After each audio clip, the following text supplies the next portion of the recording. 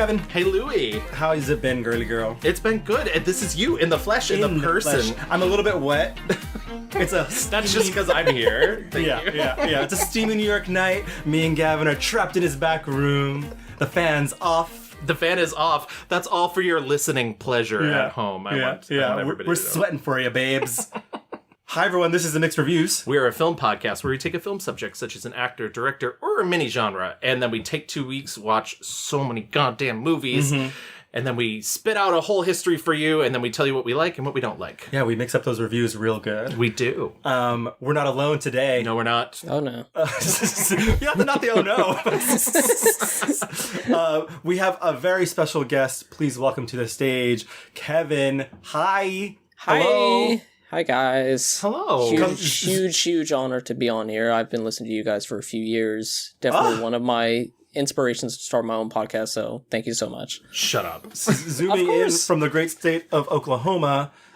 Great state? Okay, sure. My boyfriend's family lives in Tulsa. So, Do they? yeah. Okay. And I went to school in North sorry. Texas, which is close-ish to Oklahoma. Yeah. And I was just in South Carolina, which is very similar, Yeah. I think, It's in terms the of United politics. States. Yeah. We love geography. Yeah. Before we jump into today's episode, Yes. or this episode, we have a little bit of old business. Just a tiny bit. Our last episode, we talked about the icon, Regina Hall. Oh my goodness. Had so much fun watching with her. Yes. Had so much fun getting into the discourse online with folks, talking about her filmography and what she has coming up. She has a lot of stuff in the fire. So many people are excited about the Best Man final chapters. I know, yes. As they should be. But we asked you guys to go online and vote for your favorite movie, and here are the results. In last place was Other with 7%. We didn't really get anyone saying what it was, though. I think we got maybe one, but now I can't even remember what it was, so... Whatever that movie is, Yeah. I'm sure it's great. We're glad you love it. Other than that, don't throw your vote away. Don't vote Other. Yeah. In second place, we got Girls Trip with 21%. And I say in second place because we have a tie for first place. Scary Movie, which was my pick, and Support the Girls, which was your pick, both came in at 36%, which I think is just the perfect, the range. The Yes. range. Well, it proves that she can do so much because Scary Movie is such a broad comedy, and I don't want to say anything bad about it because our new fans on TikTok will say mean things to me about not liking Scary Movie. Gavin has waded into the dangerous waters of TikTok, and I'm scared for you. Let me tell you, as a TikTok old man, not a TikTok teen, it's scary there.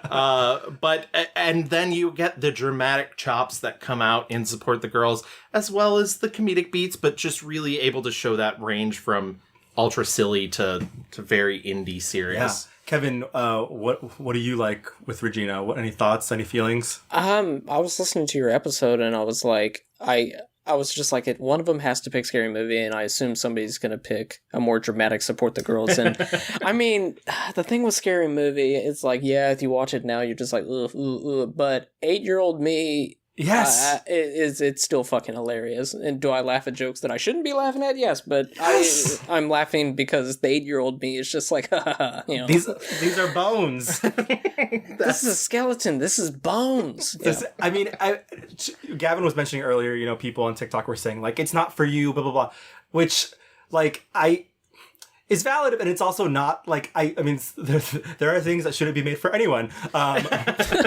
But, Scary Movie, the thing that I took away from that, like, though, I think it was, for a lot of people, especially Black women, like, that seeing themselves on the screen, and being able to poke fun at themselves, and being able to take the piss out. And Brenda, like we said, it was really smart. It's fucking funny. She stole the entire movie.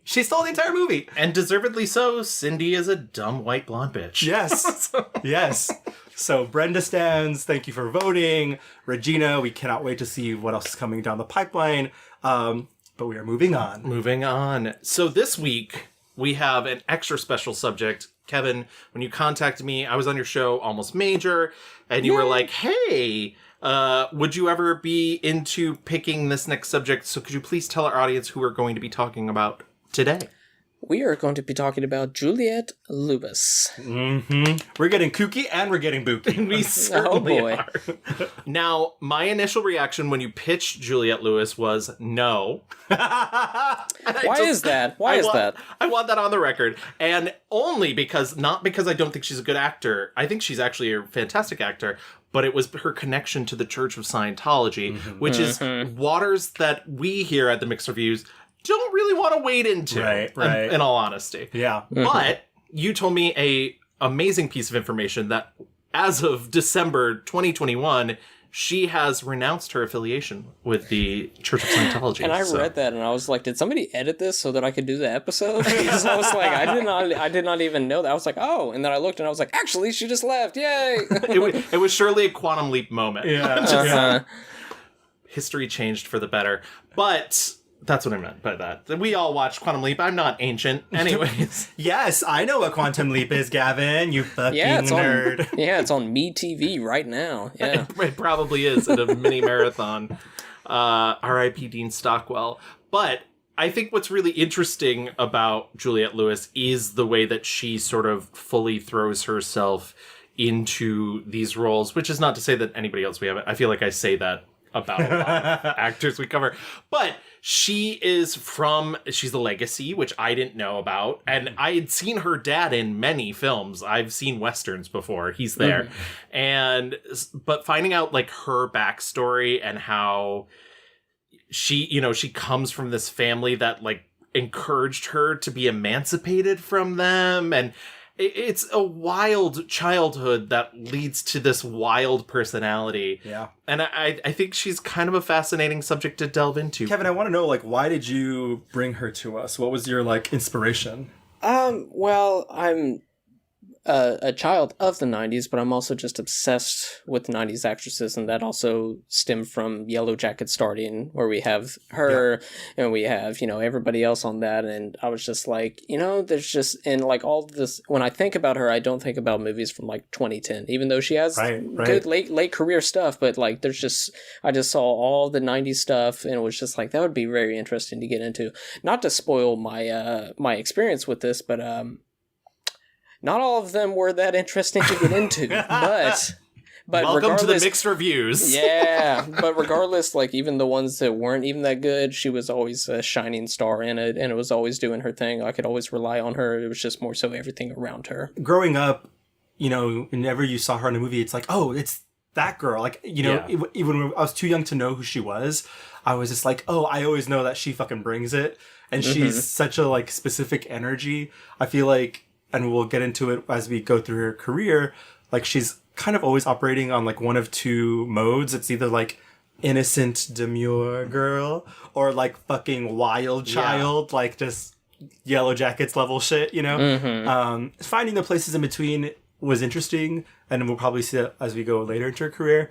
But I'm excited because, like you said, Kevin, there are a lot of movies she made where it's like, what the fuck is this? Yeah. But also, she was like, I feel like her and Parker Posey were like the faces of the 90s independent, Sundancey level stuff where it's like cool, weird shit. But it's interesting that you bring up Parker Posey because I do think you couldn't pick more sort of opposite in tactic types of actresses, because they both play these have a tendency to play these very quirky, eccentric characters, but Juliette Lewis is usually kind of broad. It's usually these big, like, she's throwing herself whole hog. And Parker, who we've done an episode on before, like, she's usually more reserved, more quiet, sardonic. Internal. And it's interesting to watch them, too, because they do actually end up in a movie together, Mixed Nuts, which I doubt we'll really talk that much about. But, but it is funny. She often brings it up, too. And I think what's interesting, too, is I think she likes those performances where she's able to tone it down just a tiny bit. Because whenever, and I found this at least 3 times, whenever anybody brings up Natural Born Killers and the way it's lasted and the statement it's made on society, she almost always follows it up with, But yeah, I made a small Nora Ephron comedy after that. Nobody talks about it. Yeah. Yeah. Because it's mixed nuts, yeah. You're like, and there is a reason. I followed up Natural Born Killers with a Nora Ephron comedy. I love telling the story because you're also, your career trajectory, you become known for what hit. Right. And I did a Nora Ephron comedy with Steve Martin and Adam Sandler and Madeline Kahn right after Natural Born Killers. Had it hit, had people seen it, I would have been a genius. Okay, very cool. Well, why don't we get into our rewind and get to know Juliette Lewis a little bit better. Juliette Lake Lewis was born on June 21st, 1973 in Los Angeles, California. Her father, Jeffrey Lewis, and his first wife, Glennis Batley, who was a graphic designer. Jeffrey Lewis was an actor. She has 7 siblings or half-siblings. When she was 2 years old, Lewis's parents divorced, and she spent her childhood living between both of their homes in L.A. And her first on-screen appearance was an uncredited bit part in Bronco Billy, in which her father played a sporting role. That's a Clint Eastwood movie. So my dad did early on, a lot of Clint Eastwood movies, a lot of, he did High Plains Drifter. So the first movie sets were like, the makeup and hair people taking care of my dad's, ramshackly little kids while he goes and works. Mm-hmm. And we just sort of had a lay of the land. The set that they weren't shooting in was our playland. Guys would be bloodied and this and just hanging out, drinking coffee. And it was the world of make-believe. Lewis made her first major screen appearance in the TV film Home Fires. She was sort of praised for this performance. And then she started immediately doing sitcoms. Was she like, the family biz was always the thing? Like, yeah. It was just like, no question? Yeah, I think so. I mean, it seems... I heard that she was more so like into music at first, and then she was doing this. That makes sense. Always like entertainment as a type of thing. She always wanted to express herself, but it was never like, I'm going to be an actress. It was always like she did piano, and then she did this, and then this, and it was just like kind of a natural progression into acting. Because she has released music, correct? Oh, she has released so much music. Yeah. I Googled, I was trying to find the movie Bleeding Romeo, or what the fuck it's called. Romeo is Bleeding? Sure. Bleeding Romeo. And I Googled Romeo, Juliette Lewis, and she has a song called Romeo, and I was like, it's like a music video. I was like, okay. While she's wandering around doing her TV work, starring in I Married Dora, which is a TV series from 87 to 88, at age 14, she was legally emancipated from her parents on their suggestion. Wild. My parents helped me get emancipated from the child labor laws. When you start acting when you're younger, you talk to other actor kids and their moms, and they're like, yeah, if you want to get the job, they like on your resume to say emancipated minor versus minor, because you then can work over 8 hours. That? Cool. Yeah. I mean, like, mom was like, honey, if you're going to get that fucking part, we need to get out of the house.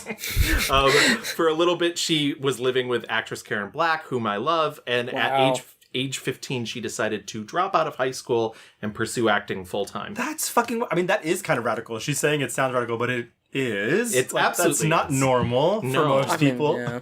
You'd be like, Mom, I gotta get out of here. I gotta be in Christmas vacation. You're holding me back. Yeah, you're holding me back, Mom.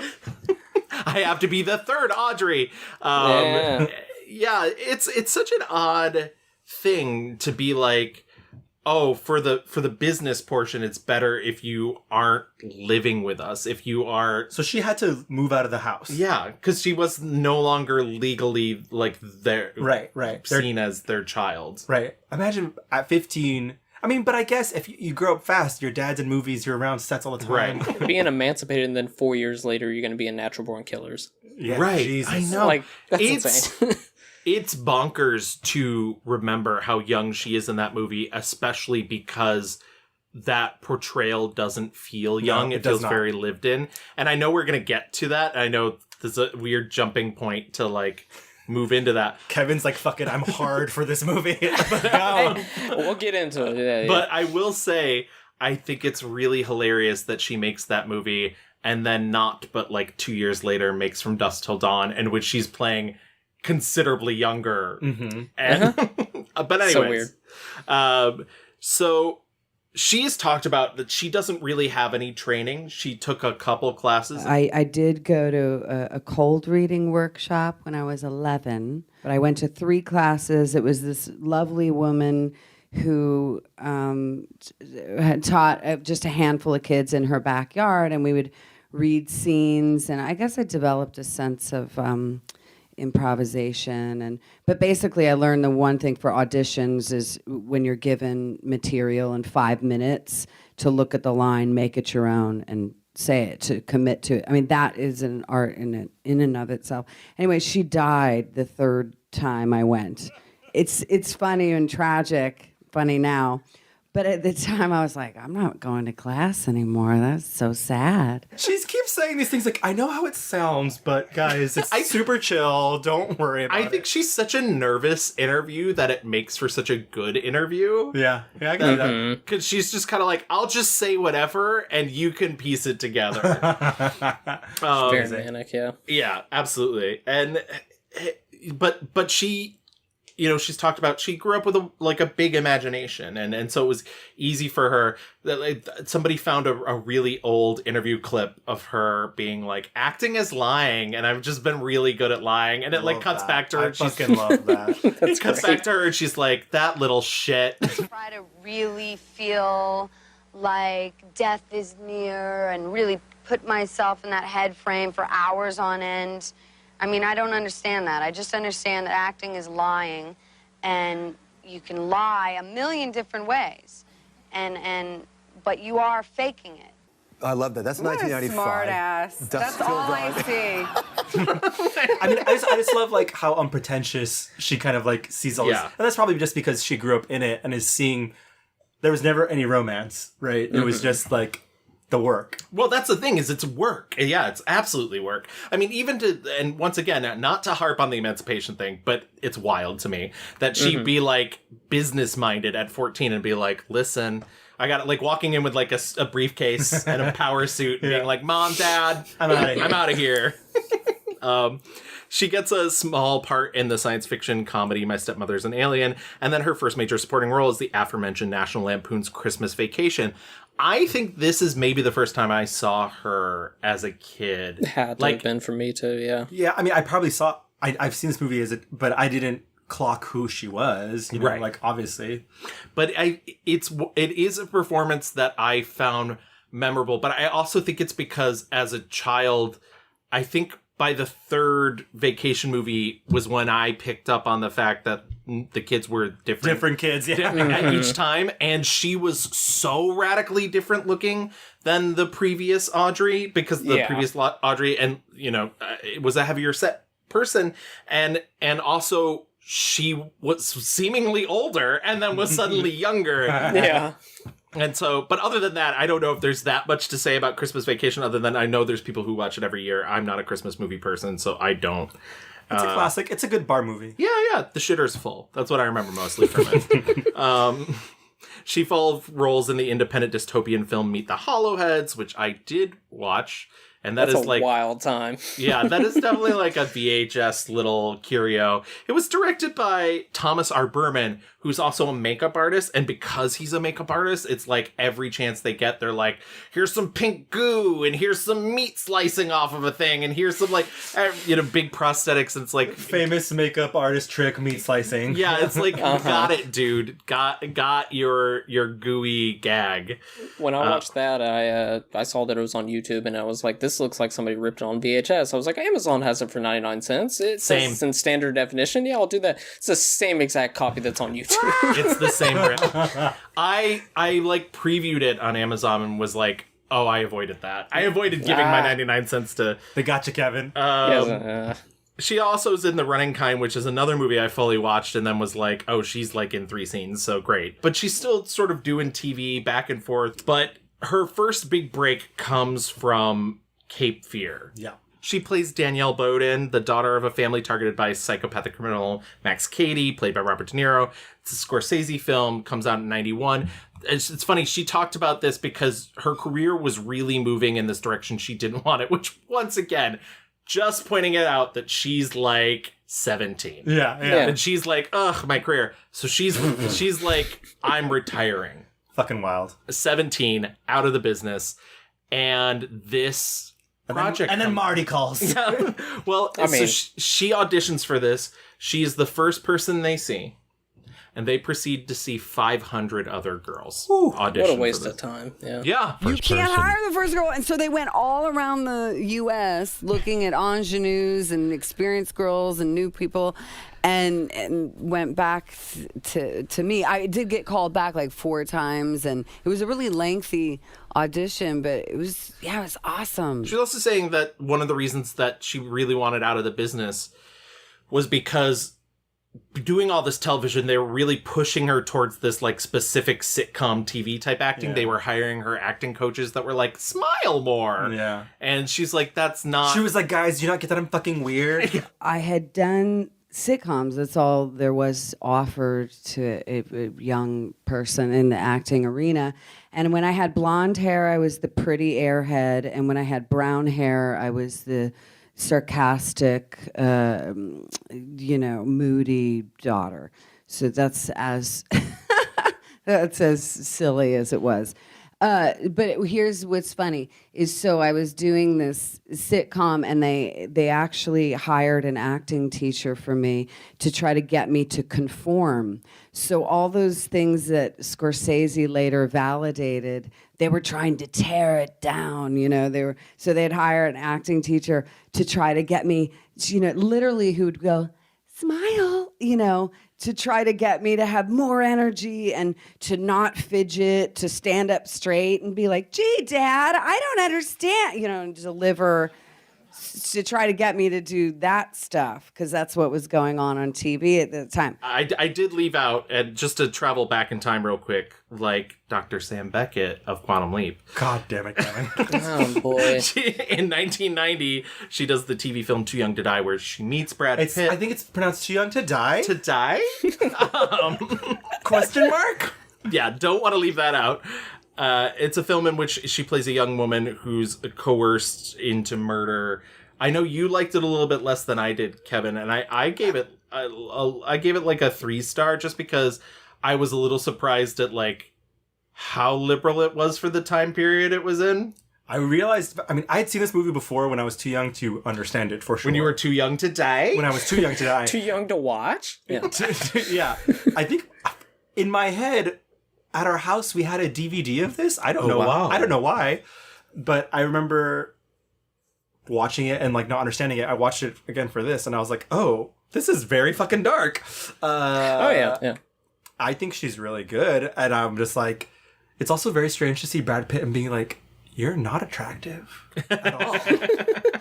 That would have been 2 years before Thelma and Louise, so yeah. Yeah. It's just bizarre, but also that movie is just very much like, oh, this guy who wants to do the right thing, but then ends up not. But like, there's like this army guy who's like, young girl, let's not have sex and I'll take care of you. And then she's like, yeah. but what if? And he's like, okay. I'm like, God damn it! Like, there's. I got kicked out of the army because I had sex with you. Get out. And you're like, Yeah, what? yeah. I was like, you're not a good guy, actually.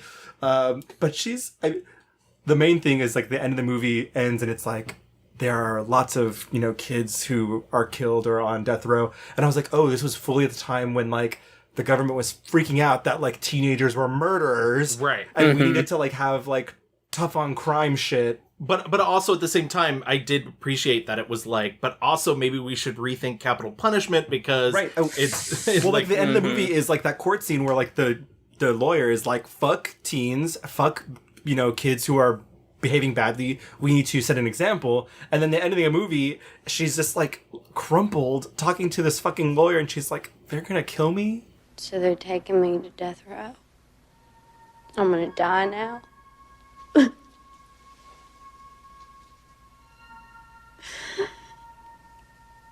I'm gonna die now. And then the ending is like, that fucking little postscript that's like, there are hundreds of 15-year-olds who are set to be fucking killed by the U.S. government this year. Yeah. That's fucking wild. Yeah. Killed, fuck teens and fuck all that. That's Gavin on TikTok. Thank you. Yeah. Yes. Thank you. So I was that lawyer. Yeah, that lawyer was me. I will say, troubling in her personal life that, as I mentioned, this is when she first meets Brad Pitt.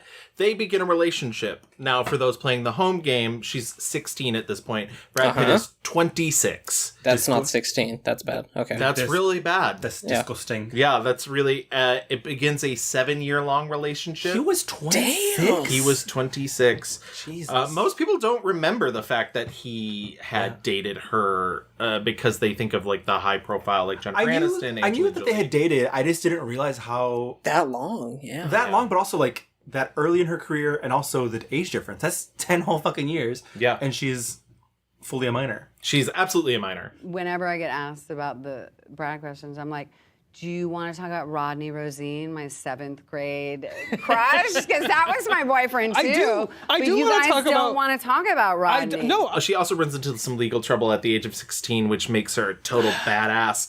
And I want to tell you what it is, which is that she went to a dance club. And she was not old enough to be at the dance club. So she's charged with underage drinking. I've not been able to decipher if she was actually drinking or not. She does end up having substance abuse issues, which we'll get to later.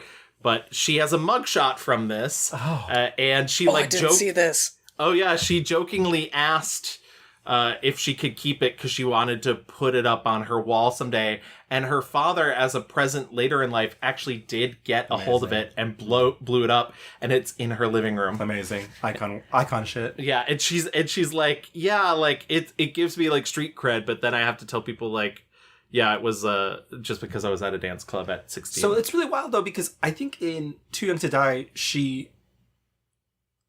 compared to Cape Fear, she looks so young. Yeah. Like, I mean, I thought she was like fucking actually 13, 14 in that movie. But it's probably because obviously in Too Young to Die, she's really sexualized, you know? Yeah. And dancing half naked or whatever.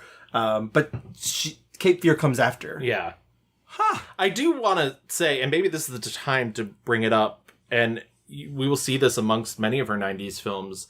She's incredibly young in this business, and oftentimes she is very sexualized. She is. And I know a lot of it is by quote-unquote bad people. You know, you look at the way Max Cady sexualizes her in Right. Cape Fear. You look at Too Young to Die. You look at Romeo's Bleeding.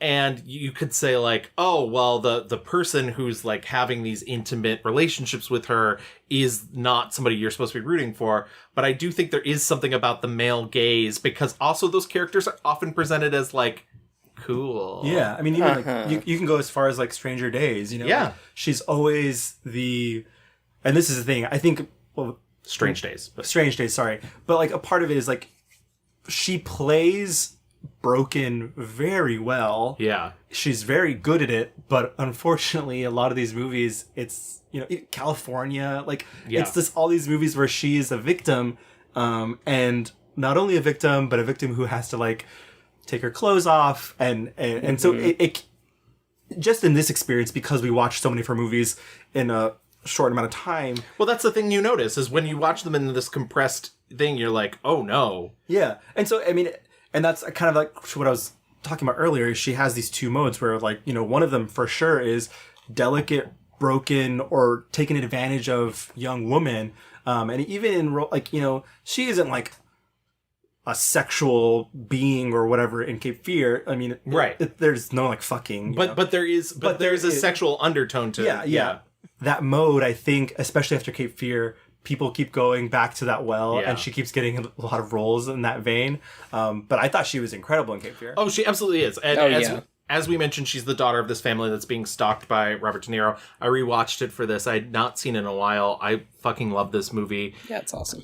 Yeah, it's so good. And the thing that struck me, it's something different every time, but the thing that struck me so much in this rewatch was just how truly unstoppable Robert De Niro is. Like, he is a literal demon from hell sent to destroy this family. By the end of it, he's just like, you're just like, this is Freddy Krueger. Like, this is Jason. He's he's just the screaming Terminator. Bible verses while it's pouring down. It's wild. I thought the movie was over when she burned him. I was like, wow, she did it. And then fully nope. I was like, wow, she burned him and then he drowned. Her most famous scene in the film is in the school. It's like a pseudo seduction. Max Cady has been calling her. She does not know that this man is a bad guy. And I love that she reiterates that in a lot of interviews, because she always talks about how people are like, oh, why would she let him get so close to her? And she's like, you forget, like, his rape of Ileana Douglas, the awful things he does to Ileana Douglas happen in a way away from her. Yeah. She's not aware of them. She's a child also. So she goes to meet him, who she thinks is this, like, high school theater director in her high school. And he's very creepy, very sexual. He puts his finger in her mouth. She does, like, she's so good because she's, like, kind of intrigued. And she's at that age, you know, where she's, like, kind of learning about sex, but of course, because it's fucking in the US, no one's taught her really about this stuff. And so she's intrigued, but she does this thing where she's like embarrassed and she like kind of covers her eyes, but she's kind of like, I want to know what this is. There's someone who's interested in me. Yeah, and like that's what this guy fucking puts his finger in her mouth, and it's so good. It's so creepy, but like she plays it so well. She really has this innocence, just like down. You thought about me last night, didn't you? Yes, I did. I know. Do you mind if I put my arm around you?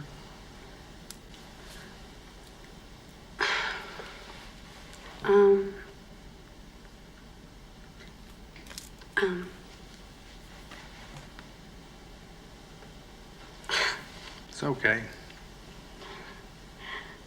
No, I don't mind. Are we going to talk about her cornrows at the Oscars now, or later? Give it just one beat, because I do want to say something about that scene.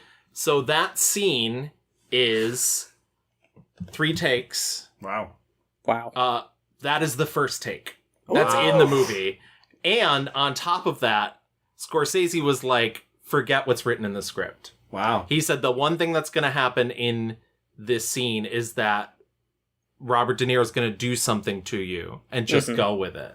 Wow. And so that entire scene is them improvising. And I have to say, amazing, because the part that sticks with me the most is at the end of the scene, he leaves and she's there for a moment, and then you can see, like, she knows what just happened is wrong. And once again, it's not graphic by any means, but it's not pleasant either. No. And you you can read it all over her, in her body language, in her face, and she just looks so uncomfortable, and then she runs out of the room. It's pitch perfect decision making. Yeah, it's so good. Genius. So, as you mentioned, she gets nominated for the Academy Awards. I just looked up her Had you not seen it? I had not seen it. Oh my goodness. I just watched an old episode of SNL last night where it was like the week after the 92 Oscars, and it opened with Wayne's World talking about like her cornrows. I was just like, oh shit, I'm going to talk about that tomorrow. So she's, as I mentioned, supporting actress at the Academy Awards nominee, also Golden Globe nominee for supporting actress. She has been asked retroactively, like, do you regret the cornrows? And she's like, no, I was a little shit. Yeah. Like, I mean, ask anyone if they regret shit that they did when they're 16 or 17. Especially in once again, I don't think it's appropriate, but also it's 91. Yeah. right.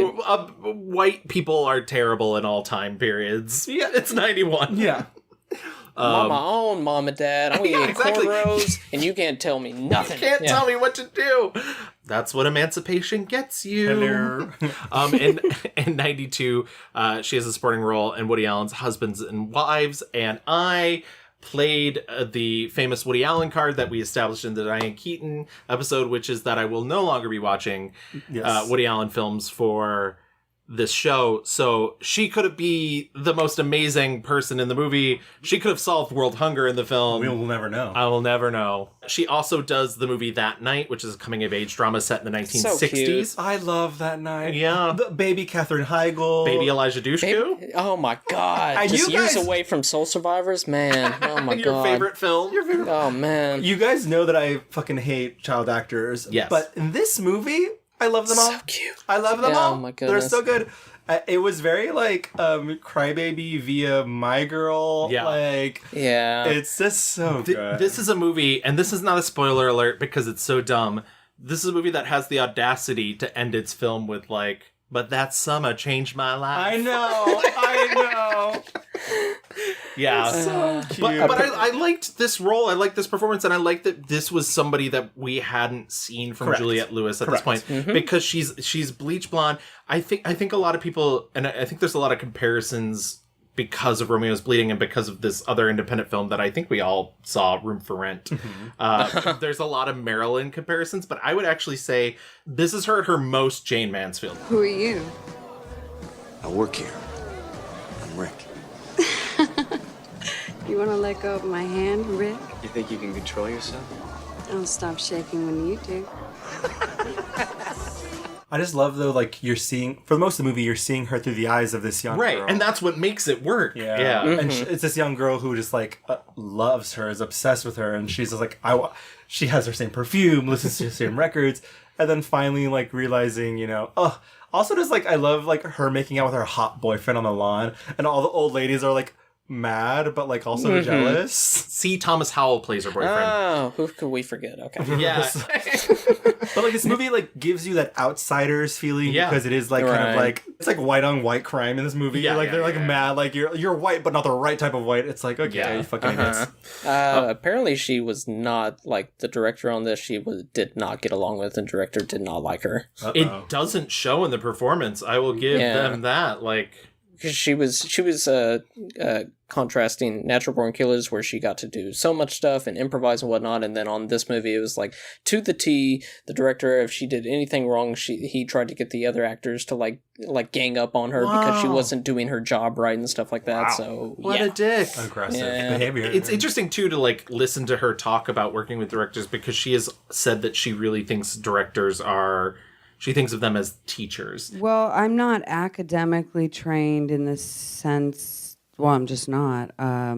My dad would take us out of school every now and then, like lie to the teachers we're going to the dentist and take us to Star Wars. I didn't graduate high school, but I got to see Star Wars and skip those lines. All my directors have been my teachers. That's how I look at them, as my teachers. And whether I didn't understand it at the time, I really got something from each one of them, good and bad directors, because of course I've been directed by the best that cinema has to offer. It's interesting to hear her talk about the way different people work and how she works within that system. 93, she's in Peter Medic's neo-noir Romeo's Bleeding with Gary Oldman. We mentioned that it's not a big role. She's his like teenage lover, very Marilyn Monroe. Yeah. I mean, I'm trying to remember like specifics from the movie. I can't. The only thing I walked away from Romeo's Bleeding is thinking that Lena Olin should have played the Joker at some point. Okay. Because she's so good at it. I didn't get around to watching it, and then I was just like, let me watch the trailer, because I just know it's a neo-noir, and then I watched the trailer, and I was like, this made me not want to watch it, but I guess I'll still watch it, but then I never got to. No, it's deranged, and not in a pleasant way. She reunites with Brad Pitt in the movie California. And she plays a kind of childlike woman who is, her boyfriend is a serial killer. I think in my brain, because it comes so close to Natural Born Killers, I was like, oh, well, she's killing people with him. And then I was like, oh no, when I rewatched it. If this is problematic and you guys fucking tell me and we can edit it out, this movie and her portrayal of, her name's like Leah or... Adele. Adele. I was like, it honestly was giving notes of the other sister. Yeah. Like, I don't think that's problematic. I do think I think you could, this might be problematic, but I do feel like it was a dry run for... Yeah, I mean, because, Adele is, this, literally no shade, but she's a simple, and broken, like, again, a broken, woman who, like, she tells that really fucking horrible story to Carrie about, like, when I was 13, a bunch of boys raped me and like and hurt me real bad, and she's so convinced that this other bad guy is somehow better because he doesn't fucking rape her. Right. Even though he beats her, tells her she can't cuss or drink or smoke. And he's like, he beats me, but he's never mean to me, and you're just like, Okay. Yeah. I think California is a wild movie. I don't necessarily love it. No. I also think that Brad Pitt and Juliette Lewis and Michelle Forbes are giving great performances, and David Duchovny is not. David just there. Duchovny, the yes girl, give me nothing. Yes, 100%. And the funny thing is, he was the last cast. He had to do screen tests with all of them for chemistry, and they picked him. Yeah. Anyways. And then the voiceover, and it's also 2 hours long. Like it's 2 hours long. I did read a really interesting reading about how it's like kind of an attack on heteronormativity, because Brad Pitt is this character who wants to force rigid, like, women do this and men do that. And you have Michelle Forbes is this very masculine presenting woman with the short hair, and she's disrupting their lives. Adele wants to have hair like her and whatnot. And I was like, oh, this is all interesting. Perhaps more interesting than the actual movie. Than the movie itself. I also love that they're like, wow, look at those black and white nudes you took. So fucking crazy. You're so cool. It's like, okay, girl. Oh my God, Carrie. If Early ever saw me in a picture like that, I'd be black and blue for a week. You shouldn't let him do that to you. You think Early's mean to me? Well, he's not. He may punish me once in a while, but he's not mean. I believe it was during their time together on the film that Brad Pitt and Juliette Lewis actually break up. Good. She next goes on to star in What's Eating Gilbert Grape, the Lassie Hellstrom directed film from 1993, co-starring He Who Should Not Be Named. And Leo. And Leonardo DiCaprio. I had never seen the movie. Oh, really? Yeah. I think it's a good... It's another movie that's tough to parse because there is the Leo performance in it. And I don't think he's bad by any means. I think he's actually very good. But it is that situation where it's like... Yeah, what's the difference between him and this, and you're like, but it's not as embarrassing as her and the other sister. But it feels like the same note is being played, but it feels wildly different, kind of. It is a very odd time in the 90s where we've decided that, like, actors will portray handicapped people and people with special needs. Yeah. And for like, in an awards baity sort of way. Absolutely. I mean, like, we're barely in a time where people on the spectrum are being able to play themselves in TV. I mean, mostly in TV, I would say. You know, I can't recall. Yeah.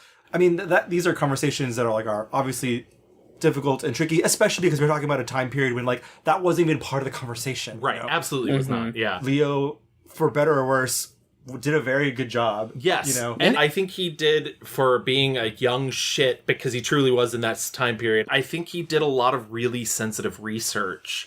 And I think that does, I don't know. It's so hard for me to discuss these portrayals. I have a sister who has developmental disabilities because she was hit by a car 3 months before I was born, and she's been that way her entire life. And I couldn't even make it through the other sister this time. I tried, and I couldn't do it. Wait, you rewatched it?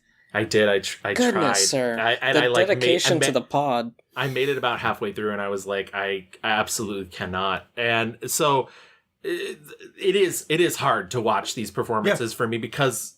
But also, like, not everybody has that personal connection, and you know. Yeah, I think it's like I think every viewer has to decide for themselves. You know, like, is this something that you can, detach yourself from, or, like, the whole death of the author thing. Like, I mean, there are people who can't fucking watch Harry Potter movies anymore, which pop off. Good. I mean, great. Like, sure. It's like our decision to not watch any more Woody Allen movies. Yeah, absolutely. Like, so I think it's, and I don't think it makes you a good or bad person either way. For some people, there's values. For others, there's not. And that it's just the nature of art. Okay, like, and so. I will say she gives an amazing performance in this movie, and though the movie's not about her, she's the outsider in a way that she is the perspective of the audience. Like, she's the person who comes into their lives. She's a drifter. Gets to like play not like really fucking wild and not like damaged. Yeah. She gets to just kind of coast a little bit. And you get like the hints of a backstory. You get like there's a reason why she travels so much, but but I just think it's a really well performed, subdued performance. Yep. And I really like her quite a bit in it. Also in 93, she plays a mental patient in Melissa Etheridge's Come to My Window music video. Oh, yeah. The 90s really were like a moment for her. Yeah, absolutely. Yeah. And then 94, Let's go. Natural Born Killers. Let's go. She plays Mallory Knox. I can in the background just have like some fucking guitars going. Yeah. She's a murderous woman who embarks on a killing spree with her psychotic lover Mickey, played by Woody Harrelson. It's satirical, it's outrageous, it's postmodern, it's a fucking acid trip. Yeah, it's all the things, you know, Oliver Stone's really trying to get across his message about like how bad the media is and how like sensationalized. Sensationalized murderers like celebrities, yeah. The romance of murder. And then also to like play with the preconceptions that people have about things. Like to this day, I did not rewatch it for this because I'm so familiar with her performance. And she's amazing, but that opening bit with her life as a sitcom and Rodney Dangerfield so and it's good. so good, and so like good. I think it's so smart to play it that way, and it's so funny because you know this was a Tarantino script if I'm right? Or, yes, but he only gets a story because they've gone through it so much. Tarantino hates it because they like tore it apart, which I think is so funny because he then later like makes his career making postmodern films, but whatever. It's kind of a masterpiece. It's hard to like deny it's a masterpiece whether you love it or hate it, because I think you can say that in a negative way too. And so, again, she's 19. Yes. Jesus Christ. I know. I never remember that she's 19. She seems so much older in this movie. What's funny is like this movie has some like notes of the California relationship. Yeah. Just because. Well, that's what I said. I think in my brain I'd married them. So like I needed to rewatch California so I could separate them. And right. I had never seen either of these movies, and I watched Natural Born Killers, and I saw California after the fact, and I was like, oh, what she's doing in Natural Born Killers is just like, the character itself is just so much better, because it's not just I'm sad that I'm with the bad guy, or like, you know, or feel, you know, frustrated or whatever. Right. She's like, has agency. I was just going to say she has a lot of agency. Yeah. Oh, yeah. And even when, like, she's like, fuck, why did you kill him? Like, this was, like, we are not bad people. Like, we're murderers, but we're not bad people. I'm human, Val, and I made a mistake, and you gotta understand that You killed life! He fed us! He took us in there! Well, that is a harsh indictment. They were able to give her the exact same level of fucking badassery that they give to Woody Harrelson, which, it's really fucking cool. I know you have some very complicated feelings about this movie, Kevin, so I'll I give do. you some moments to say your piece. It's a movie that I have like right down the middle, like 5 out of 10, but it's so fascinating, and I could talk about it because it's like what you're saying about like how he's talking about the media and all that, and it's like every single scene, it's like it'll start out, I'm like, this is amazing, this is made for me, it's so much, it's the most movie ever, it's got 16 millimeter, 35 millimeter video, all that stuff, and it's going all nuts, and then like, and then by the end of the scene, I'm just like, you have nailed the message down so hard that it makes me think you think I'm stupid and I can't read the movie. Like, and it's like that back and forth the entire time. So it's just like, I'll love it 1 minute and then I think it's stupid another minute. It's just back and forth. But the things that work in it, boy howdy, it works, because Juliette Lewis is phenomenal in this. By the end of it, though, you're right. Like, it's like, this dog is dead, babe. Like, we get it. The news is bad. But I think at the time, though, this was probably the time when CNN had just started, you know, and like the 24-hour news cycle was just ramping up, and so it Can you imagine a time before the 24-hour news cycle? I'm sorry, I know. I long for it. But even like then, like CNN had just started. There was no social media. There was it was just like you turned on the news and like, oh, imagine them thinking that was so sensational when like right now we're literally people write news posts about something one person will tweet, like, you know. I was listening to this had Oscar Buzz episode on it again, and Joe Reed said it so best. It's just like this movie is like with the need of like being like, violence is so bad, why do y'all like violence so much, and then having two characters that like you're making look cool while they do violence is like a dad making a son smoke an entire pack of cigarettes to make his point. It's just like it's like well, I mean, that goes back to exactly what I was saying about the sort of audience participation of like looking at these characters and the way that they sexualize Juliette Lewis and being like, yeah, he's bad, but he also is the cool guy in the movie. Yeah. And it does. It definitely has that issue of being like, murder's bad while the character's stabbing somebody. Yeah, for sure. To cartoon noises. Not to downplay Natural Born Killers, but she says to this day, people send her pictures of them as Mallory, like for Halloween. Wow. And she's just like, wow, great. you proved the movie right. Cool. Yeah. Yeah. And she's, so you are romanticizing this murderess. Yay. Cool. She's like, great, cool. That brings us more to like a mid-90s period. But she gets her notices, and if Cape Fear was her breakout with the nominations, this movie is the thing that sort of cements her as a 90s it girl. Which is interesting because then she immediately starts like doing tip spots. Not like... She does. Yeah, she loves a good tip spot. So she's in Mixed Nuts, and she's in more of it than I think I'm letting on. But it's not a huge role, even if she's in quite a bit of it. She's also in Strange Days, in which she's the subject of the film for a lot of it, right? But she's not in it a ton, in all honesty. And she also... And we talk about Strange Days in our... Angela Bassett episode. And if you want to watch Strange Days... movie. Yeah. Oh, I love that movie. So, but if you want to watch Strange Days for an actress, watch it for Angela Bassett. Yeah. Oh, my goodness. Yeah. She's so amazing in that movie. And... You know, she does the Basketball Diaries in 95, in which she's literally in 2 or 3 scenes. The same year, though, she turns 22, and she goes into rehab for drug addiction. She's addicted to both cocaine and prescription medication, and she ends up completing the Narcan program, which, most people don't know this, Narcan is, or at the time was run by the Church of Scientology. Oh, shit. I was waiting for that back door to open. Narcanon. I want to get Narcanon. Narcan is the stuff you like. Yeah, I was like, yes, Narcan's Narcan's stuff. Yeah. No. That stuff is good, and you should know how to do that, especially if you're going into a situation where you might need it.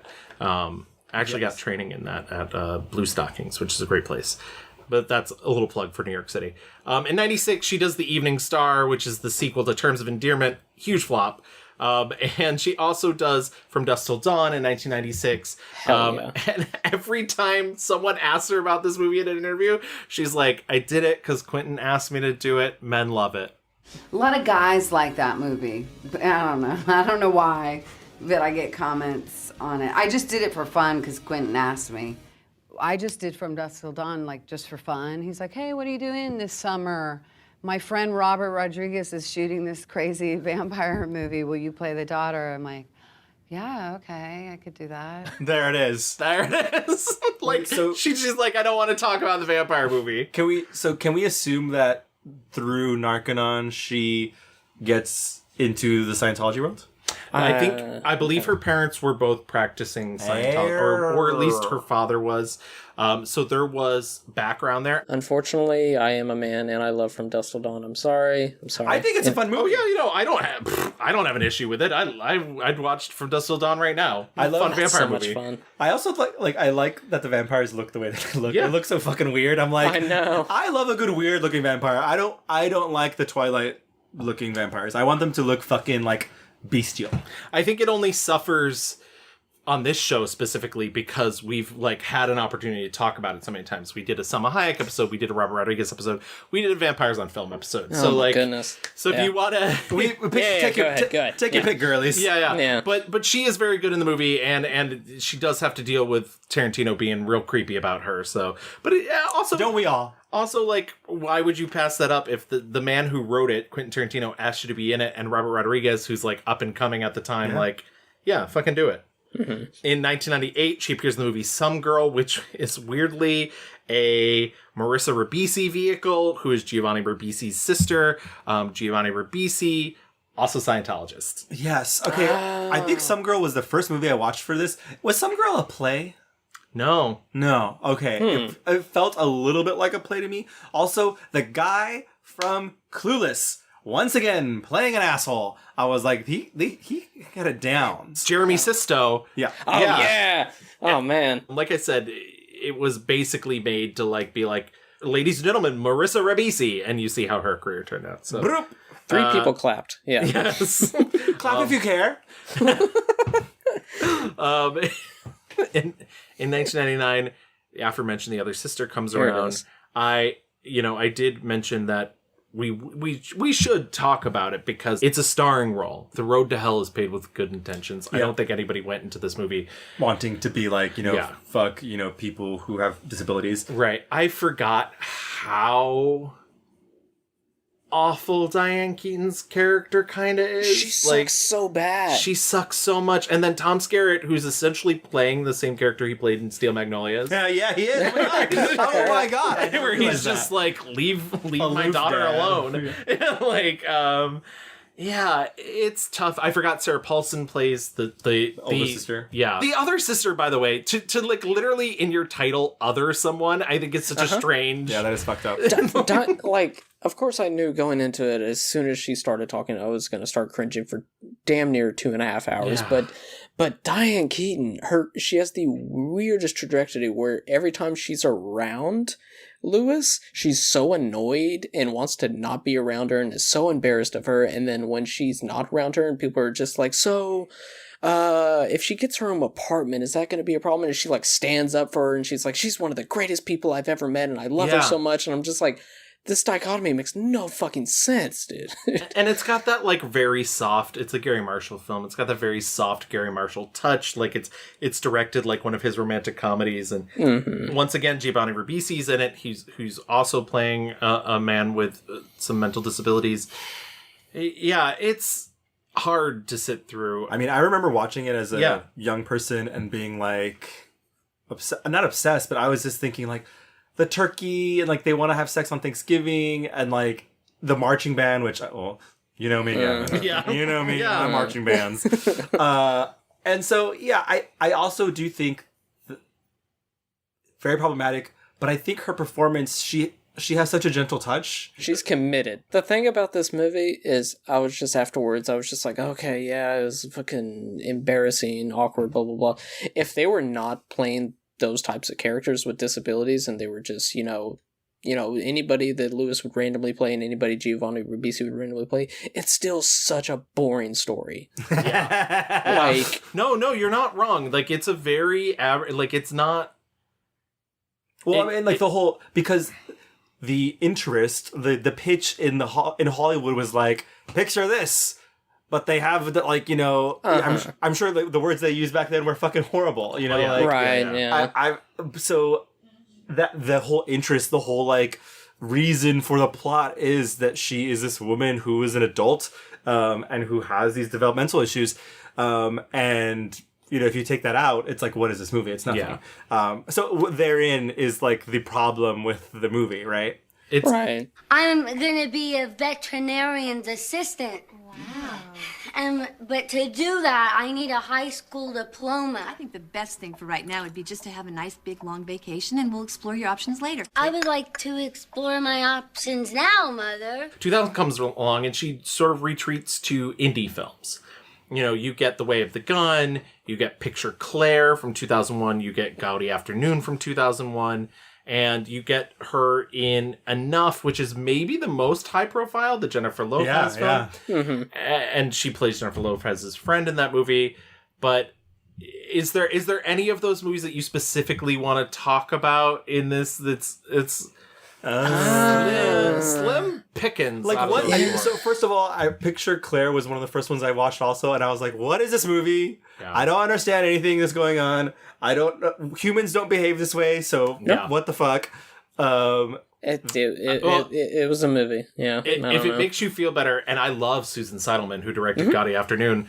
I feel like you could say the same thing about Gaudi Afternoon. It's like, humans don't act this way. What is happening? It's like, if the whole idea was like, oh, I'm a French Canadian who like somehow gets embroiled in this thing. Like, she wouldn't, just because she doesn't speak English doesn't mean that she'd be like, I guess I'm murdering now, and like, what the fuck? Like, what? I don't understand. So whoopsie doodle, like, like what? There's a lot of issues with I will say I like that other actress. What's her name? Oh, Gina Gershon. Yeah, she's the best. Yeah. Of course, yeah. Gina Gershon. I like that I add an accent to her. Gina Gershon. The Way of the Gun, I saw that today, and I was like, huh. I know a lot of men who like that movie. I do not like that movie. We covered it for Almost Major, and that, like the first 5 minutes, I was just like, oh no. Oh, no. Ryan Phillippe post Cruel Intentions. He is actively bad in the way of the gun. And his accent is horrible. One of the worst. I know people who love that movie. I genuinely know people who love that movie. It's well directed, blase. To a point. Right, yeah. What I said in the episode, it was just like the action, I'm watching it, and I'm more so just like, oh, he knows how to shoot a good action scene, but I'm not invested. I'm more so like putting on a film student hat when I'm watching the action scenes instead of just enjoying it. But yeah, it's also one of those. It's also one of those movies where she's like, actually, the entire plot of this movie is not what you think because it's my baby. Yes, and I was like, cool exposition. Cool. Yeah, like I'm so glad that we cared at any point about this. The baby's mine. Okay, I'm sorry, but by yours, do you mean that? I mean that the Chittick's embryo didn't take, and this is my son that I'm carrying. So that means that you and Mr. Chittick. No. Dr. Painter. That sneaky little quack. But it wasn't his idea, it was mine. I made it happen because I needed the money. I made it happen. As far as movies around this period, you know, like, because The Other Sister is like her last starring role for like, I don't know, like 10, 15 years almost. Yeah, absolutely. Like, and this is also a period where once again, she is considering retirement. And once again, she's like 25, folks. Ridiculous. She gets an Emmy nomination for Outstanding Supporting Actress in the Mira Nair film Hysterical Blindness in 2002. She plays... I love this movie. You fucking love this movie. I do love this movie. So we've talked about it a very tiny bit in the Uma Thurman episode, and we talked about it extensively in the Mira Nair episode. She plays Uma Thurman's friend. I think she's fucking hysterical in this film. It's very 1980s, very big hair. We're not talking enough about how Juliette is accent queen. Yes. Girly. Oh my goodness. She's doing Southern gal a lot, but she's also doing like New York, New Jersey gal a lot with the big hair and like, you know. I will tell you a little bit later what accent she can't do. Oh no. One thing about Hysterical Blindness, Uma Thurman is just peak awkwardness in that movie. And she's really love great. her role in that movie. And maybe we should have talked about it more in the Uma Thurman episode, but like we talked about it so much in the Mira Nair episode, but I genuinely really like it. It's on HBO Max, folks. Just go watch it. But the other thing, I don't know if you guys know, the tagline for the movie is in the 80s. They said love was a battlefield. They were right. They were right. So think about that. Yeah. Really makes you think. Yeah. Huh? Yeah. In the 90s, love was different. It's true. In the 90s, sometimes we run, sometimes we hide. Yeah. Sometimes we're scared of you. I told you, Deb, a long time ago. You gotta learn how to relax. I know. I mean, it's like there's always something bothering you. Excuse me, things just don't bother me, okay? Things happen to me. Okay. 2003, she does a very real minor role in Cold Creek Manor. Like every time it cut to her, I'd be like, "That movie, she fucking sucks, dude." Yeah, I was like, "She's still in this movie." I love that Kevin hates so many of these movies that he suggested we watch for this episode. Oh, love you guys. Love this. Wanted to talk about halfway through it. I was like, Gavin, this was a terrible mistake. I'm very sorry. I made a mistake. This happens to us, man. This is not, And they can't all be winners, and she's got a lot of non-winners in there. But Cold Creek Manor, I think also the fun thing about it is I remember specifically when it was coming out that it was really advertised as a haunted house movie, and it's not a haunted house movie. It's not. It's just Stephen Dorff being weird, which is like, okay, I don't need 2 hours to know that. And she's Stephen Dorff's like angry girlfriend who like it then like 2/3 of the movie reveals that he beats beats her in front of people, and yet at the end of the movie like makes it seem like she's gonna get her revenge on his behalf. Cold Creek Manor, not a thing. Probably my least favorite movie I watched out of this, other than The Other Sister. Wow, that's saying a lot, because there's some other ones that were down there for me. Mm-hmm. She also does Old School in 2003, and some very funny scenes. Like she's tip-spotting about. Yeah, exactly. 2003 is the first time she like really commits to being like, I'm done with acting, and so she drops out and decides to form her band, Juliette and the Licks. She turns 30. She's like, I'm going to do music. Like, this is what I wanted to do for a while. There's a really great short half-an-hour documentary. You can find it on Red Bull's website. Is that where you sent me the link for? Yeah. Directed by Michael Rappaport, who was in Some Girl with her.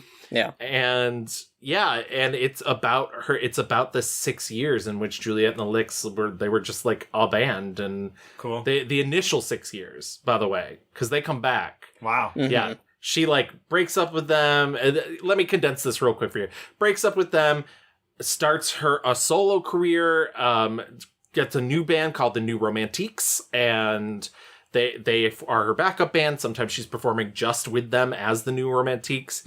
And then this past year, after the like pandemic started to ease, she was like, I miss music, I miss live music and whatnot. And so she's like, I'm getting Juliette and the Licks back together. And so awesome. Yeah. So watching that documentary, I was like, I fucking love to see her live. That's how she got the job in Gem and the Hologram. That is how she got the job. Oh my God.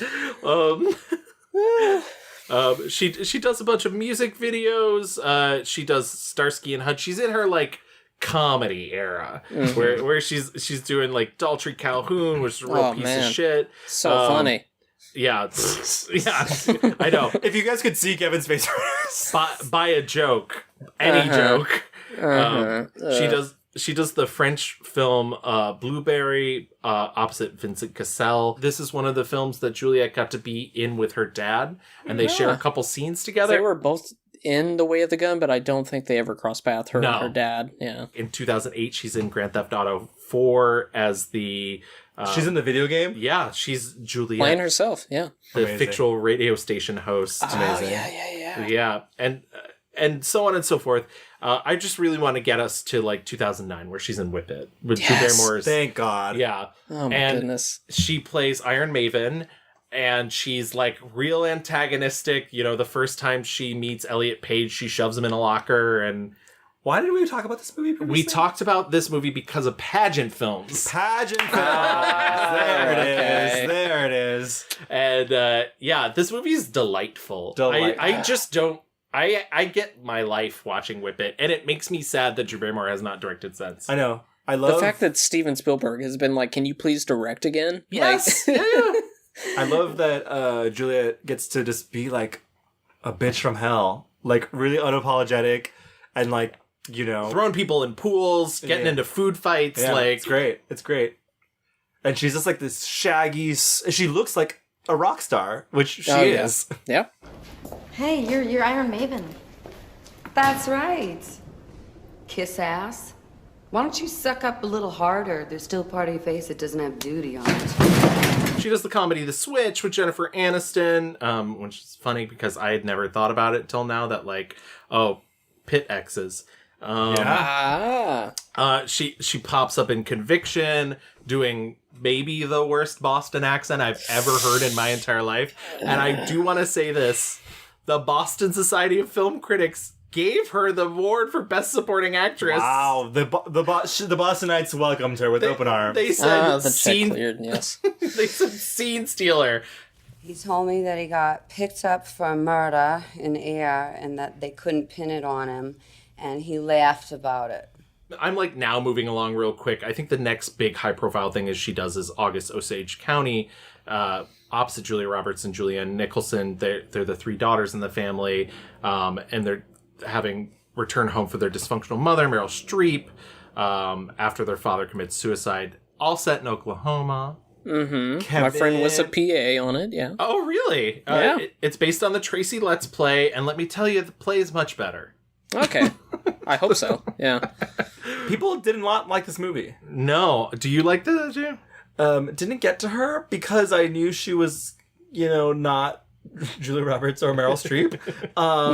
But everything I've heard is, scene chewing the movie. Yeah. I think that's the problem, is that it's so scene chewy, Yeah, just watch the clip of Julia Roberts saying, "Eat the fish, bitch." That's all you need. Yeah, eat the fish, bitch. That's what everybody remembers from it. That's all you need.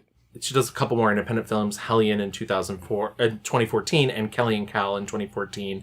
I saw Hellion. Yeah, I thought she was good in Hellion. Yeah. Teen boys are scary. Yeah. Oh, yeah. It was one of those moments where I was like, oh, she is just playing a mom. Or she's not a mom, but like she's an aunt in this movie. But like, it's nothing too crazy, which I don't think we get until we do get. Like, she plays a mom and Ma. Yes. And I'm just like, oh, she's not the titular Ma who's like being fucking crazy. Right. She's a mom in Nerve. She's in the mom era, unfortunately. So she's a mom in Kelly and Cal, and I don't know if either of you saw this movie. Didn't get to it. I really like this. It got like a couple mixed reviews when it came out, and speaking of, hello, and I think it's because, you know, it like moves towards she's a mother, a recent mother who's like kind of in the midst of perhaps a postpartum depression, and her husband are not having sex the way she wants to, and she meets her 17-year-old next door neighbor who is a boy who was recently paralyzed in a car accident. And so they start this relationship, and unfortunately it does sort of become a romantic relationship, and that's the area I wish it sort of hadn't moved into. But I do like the meditation on depression and how depression often drives you to do things that you wouldn't necessarily do. And I think a lot of people forget that because they think like, oh, it's just a movie. But I was like, I actually think there's something a little deeper going on here, which is interesting. At the same time, there's a scene where she dyes her hair blue, and it's the worst wig I've ever seen. Like, it's not even a lace front, and she wears it for like 2 or 3 scenes, and I'm like, baby, like that is just a wig. Like, the budget really was suffering on that one. Absolutely. After this, it's a lot of TV, in all honesty. Gem and the holograms. Oh yeah, Gem and the holograms. Sorry, yeah. How could I forget that? Gem. Oh boy. What's her real name? What is it? I used to watch Gem and the Holograms because I'm old. Jerica. Jerica, yes. It's Jerica. That's a fake name. Okay. Jerica Gem Benton. That movie sucks. That movie sucks. And you know what? If they went the cartoon route, if they like did the like when she touches her earring and she says synergy at Showtime, and they did the whole like transformation shit, it'd be so much better. Yeah, I was like, just lean into the campiness shit. Right. It's so funny because this movie is everything that Josie and the Pussycats could have been if Josie and the Pussycats was bad. Yes. Because like she's once again to bring up the Parker Posey. She is the Parker Posey. She's the Parker Posey character. Yeah. Yeah, and I thought the exact same thing. I said, Jem wants what Josie has. Yeah. And couldn't have it. And they couldn't have it because, I mean, this is directed by John Chu? Yes. And I was like... In the Heights, John Chu. In the Heights is John Chu. But like, I don't know what fucking rules Hasbro gave, but it was full... I was like, she's so outrageous. Where is it? Truly, truly, truly outrageous. I was like, this movie is just like teen girls on their like iPhones being like, I love myself because I have pink shit on my face. It's like, what the fuck? Who cares? Yeah. Boring. Yeah, I unfortunately didn't get to watch this. Good for you. Good. Don't. Okay. Yeah. Okay. Yeah. And they like set it up for a sequel that's gonna be more like the cartoon, and it's coming. No, it won't. It failed. No, damn it. John Chu's busy. Yeah. And then, like you said, like I said, it's TV and moms. She's a mom in Nerve. She's a mom in the Ma. She's showing up on Roseanne / The Connors. She's doing a spot in the like very short-lived Jennifer Garner, David Tennant sitcom Camping, which I watched one episode of when it came out. Was like, Jesus Christ, we have sunk real low, everyone. Evacuate the dance floor.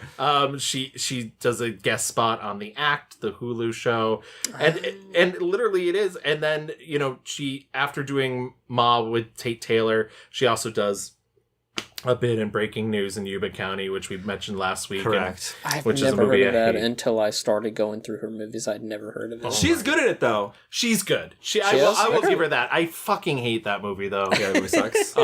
It's so bad. Why is Tate Taylor famous? The Help.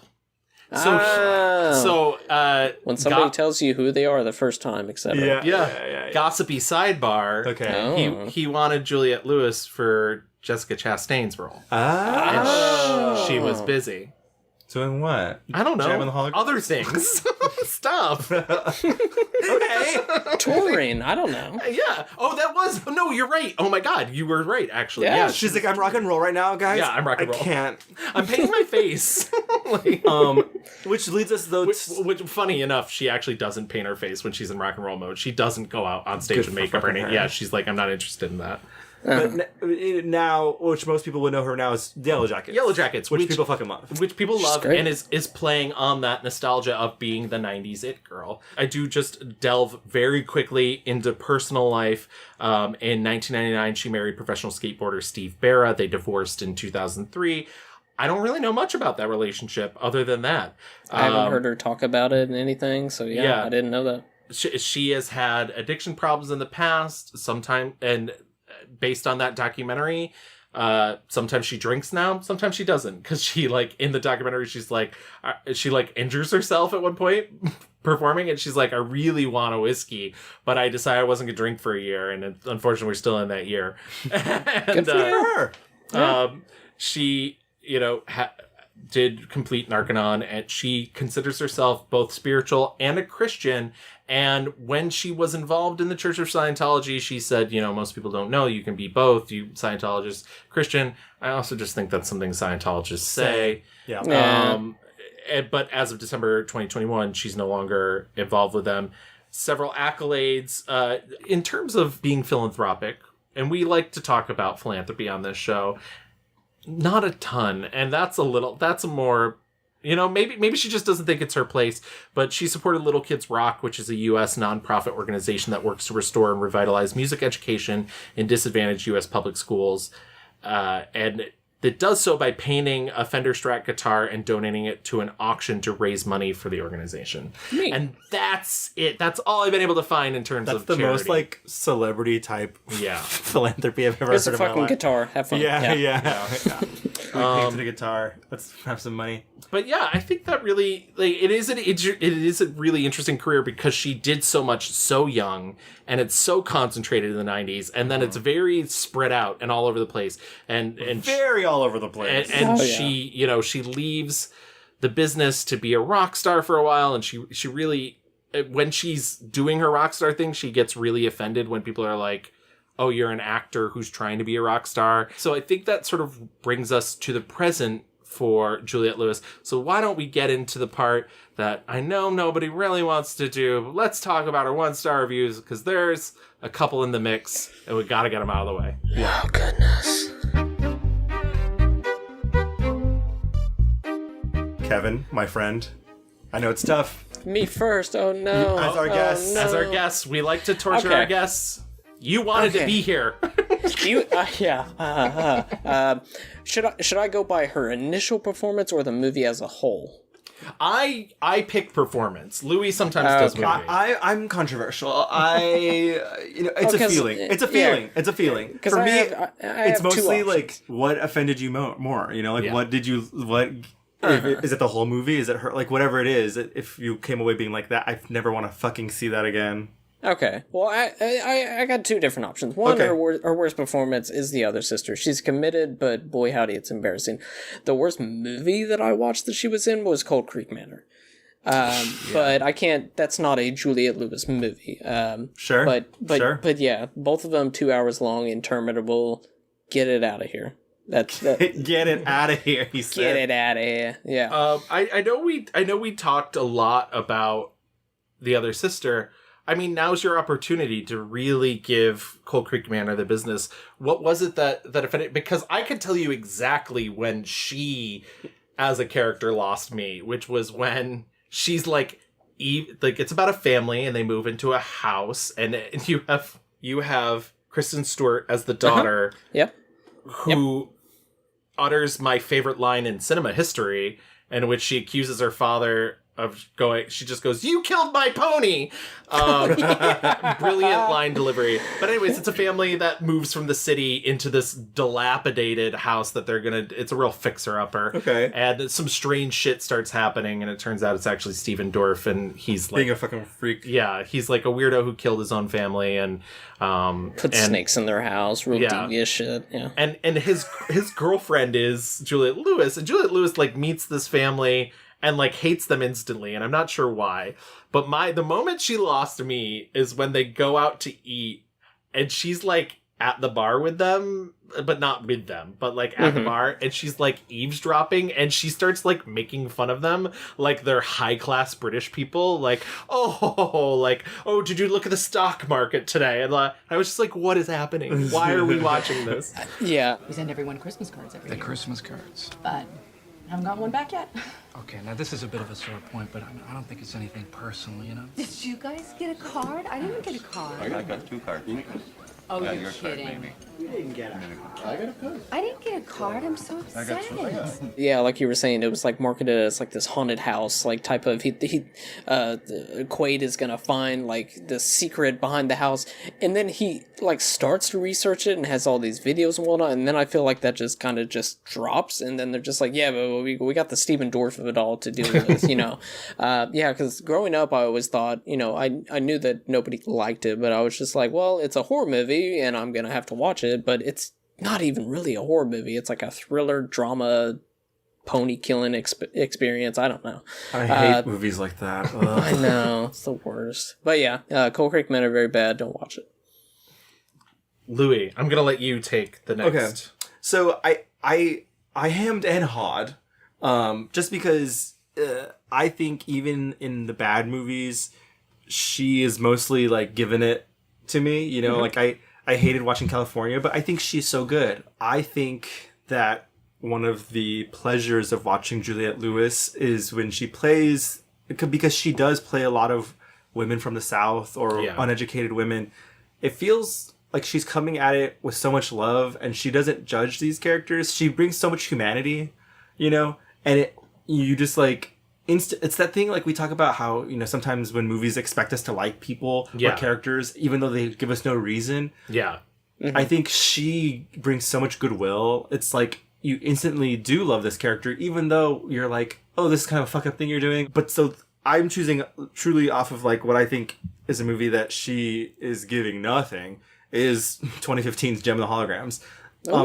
That movie is nothing. Like it's so weird because it's for a franchise that has an actual story, like that has actual, like, you could go and find plots to like, you know, tell a story. Yeah, there are hours of cartoon television. That's, trust me, my sisters had the dolls. Like I'm just now realizing in this episode that movie is based on something. So oh wow, yeah. A toy line too. Nonetheless, like Hasbro was very famous for creating toy lines and then creating cartoons to complement them to sell those toy lines. Yeah. It's a similar situation with He-Man, She-Ra, yeah, and so. I don't know why they thought, like, I don't know what was happening in the world where they were like, Gem of Holograms needs to be rebooted or whatever. Right. Especially getting John M. Chu to direct it, who I believe, and I might be... He's a step-up guy. He's a step-up guy, but also I think he directed the second G.I. Joe movie. Yes. Which they allowed to be, like, fantasy, like ninja. I mean, I guess like at a certain point you can't not have ninjas because it's G.I. Joe. Right. But like to like be like, no, Jem can't be like a superhero like she is in the show. Right. She's just a normal girl. We're all Jem. And like it's one of the worst cliches that's in modern cinema is the like, are you seeing this? We're going viral. It's crazy. Yes. That fucking thing happens, and that's why Jem becomes famous. But to get to Juliette and her performance, I just think like she knows this movie is bullshit. She knows that nothing's happening here, and so she is giving just nothing. It's just like, this entertainment industry is tough, and you need to do it. And it's just like so wooden and stilted. Jerica Benton, come over here. Jerica Benton. You are cute and quirky. And no longer Jerica. What do you mean? What do I mean? What do you mean? What do I mean? The whole world wants to know who you are right now, which means so much free publicity. This is exactly the artist that Starlight has been looking for. Equal parts talent and mystery. Talent, mystery. Which reminds me, Twitter, Instagram, Tumblr, all of that, until further notice, none of it. Whoever plays her son in this movie, he's like the hot guy from The Boy Next Door, the movie where Jennifer Lopez fucks the boy next door. Titular role? Yeah, he's the titular boy next door. But like this movie wants to be like fun music and like fun like adventure, but it's just so bad and so boring, and it sucks because like there are some really talented people in this movie. Yeah. And it is just like it feels like a movie that Hasbro or like I don't know Universal or whatever fucking like squeezed all the life out of, and we're just like put some wigs on it, write some reject songs from Haley Steinfeld and call it a day. Not Haley Steinfeld. The songs sound like Haley Steinfeld rejects. Damn. No shade to Haley, but a little bit of shade to Haley. Yeah, I guess so. So Gavin, what you got? So I'm going to go with 2001's Picture Claire. I normally don't like picking movies that people probably won't see, but I didn't want to give it to Conviction because Another movie nobody has seen? Okay. But that's not the movie I've come to talk about. I've come to talk about 2001's Picture Claire, which was directed by Bruce McDonald, who we've brought up before because he directed Pontypool, which is a great... Good time. So good. A zombie movie that he says is not a zombie movie, but we talked about it in Zombies on Film, and I love that movie. Yeah. Hasn't he said he hates this movie?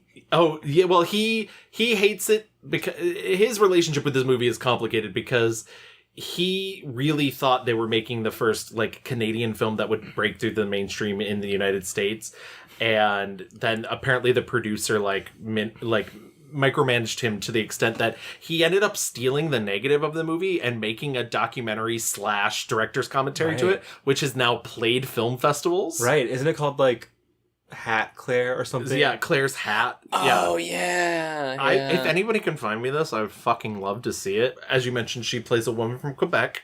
Spoiler alert, she does not speak with a Quebec accent. She speaks with a full French accent the entire movie.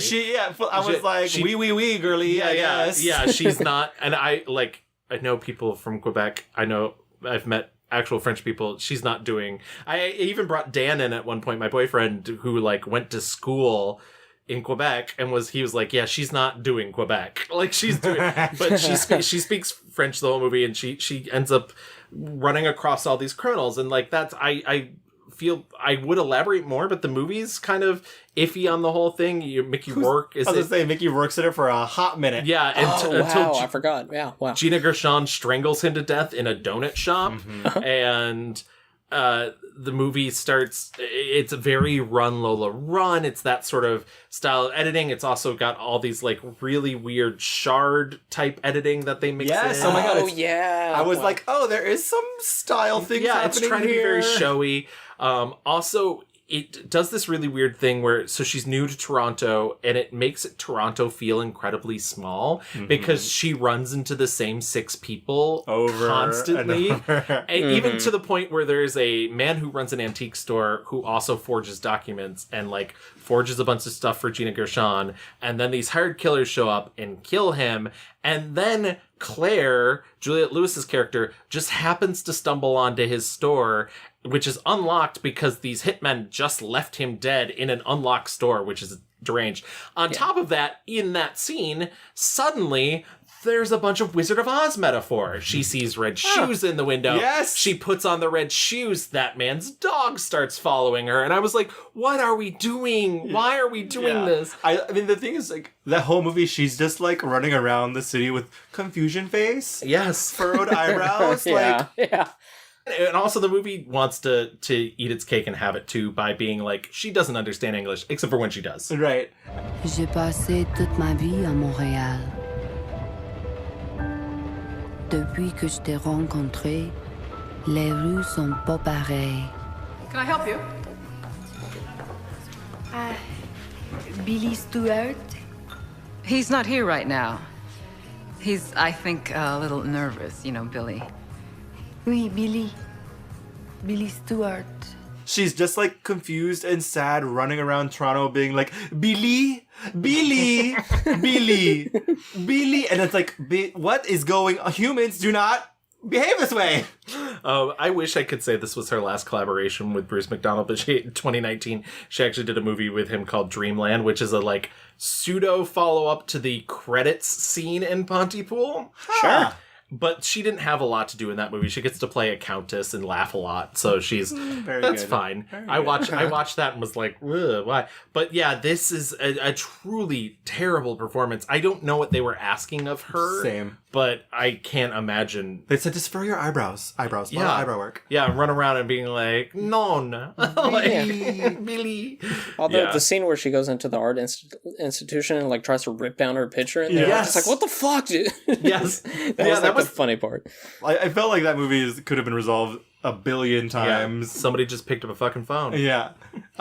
Okay. Anything else that we should mention that we really didn't like was kind of in the dregs? One that was kind of was kind of okay was My Louisiana Sky was a TV movie she did in like 2001. That was kind of okay, yeah. Yeah, she got a nomination for that movie too. I just didn't bring it up because it's more on the TV side of things. Yeah. Very TV. I will say, Romeo's Bleeding is such a bonkers movie. It's you wanted a twist, huh? The movie. Dulce Calhoun is truly terrible also, so yeah. Oh yeah. I will say Open Road, which is a movie I did not even mention in the rewind, which is a Brazilian/American film in which literally a young half American, half Brazilian girl decides to like pretend to be poor because she can. Yeah. And hate when that happens. Yeah. And like I will say, the only reason it didn't make my 1-star review is that Juliette Lewis plays a gossipy restaurant owner that hires this girl at one point, and I was just like, she's living. She's having her life. She's just whispering behind her back, like, you know how that girl lives? Like, yeah. But it's a truly terrible film. Also down there for me is The Evening Star, I would say. Yes. I did not revisit it for this. Yeah, I haven't seen it. That was going to be like, if I watch one more, it'd be that, since, it's terms of endearment sequel, blah, blah, blah. So I will say that, the leading woman in this movie, Shirley MacLaine is so good in everything. Yeah. And the woman was literally born to play, like, women who fucking don't have time for your shit.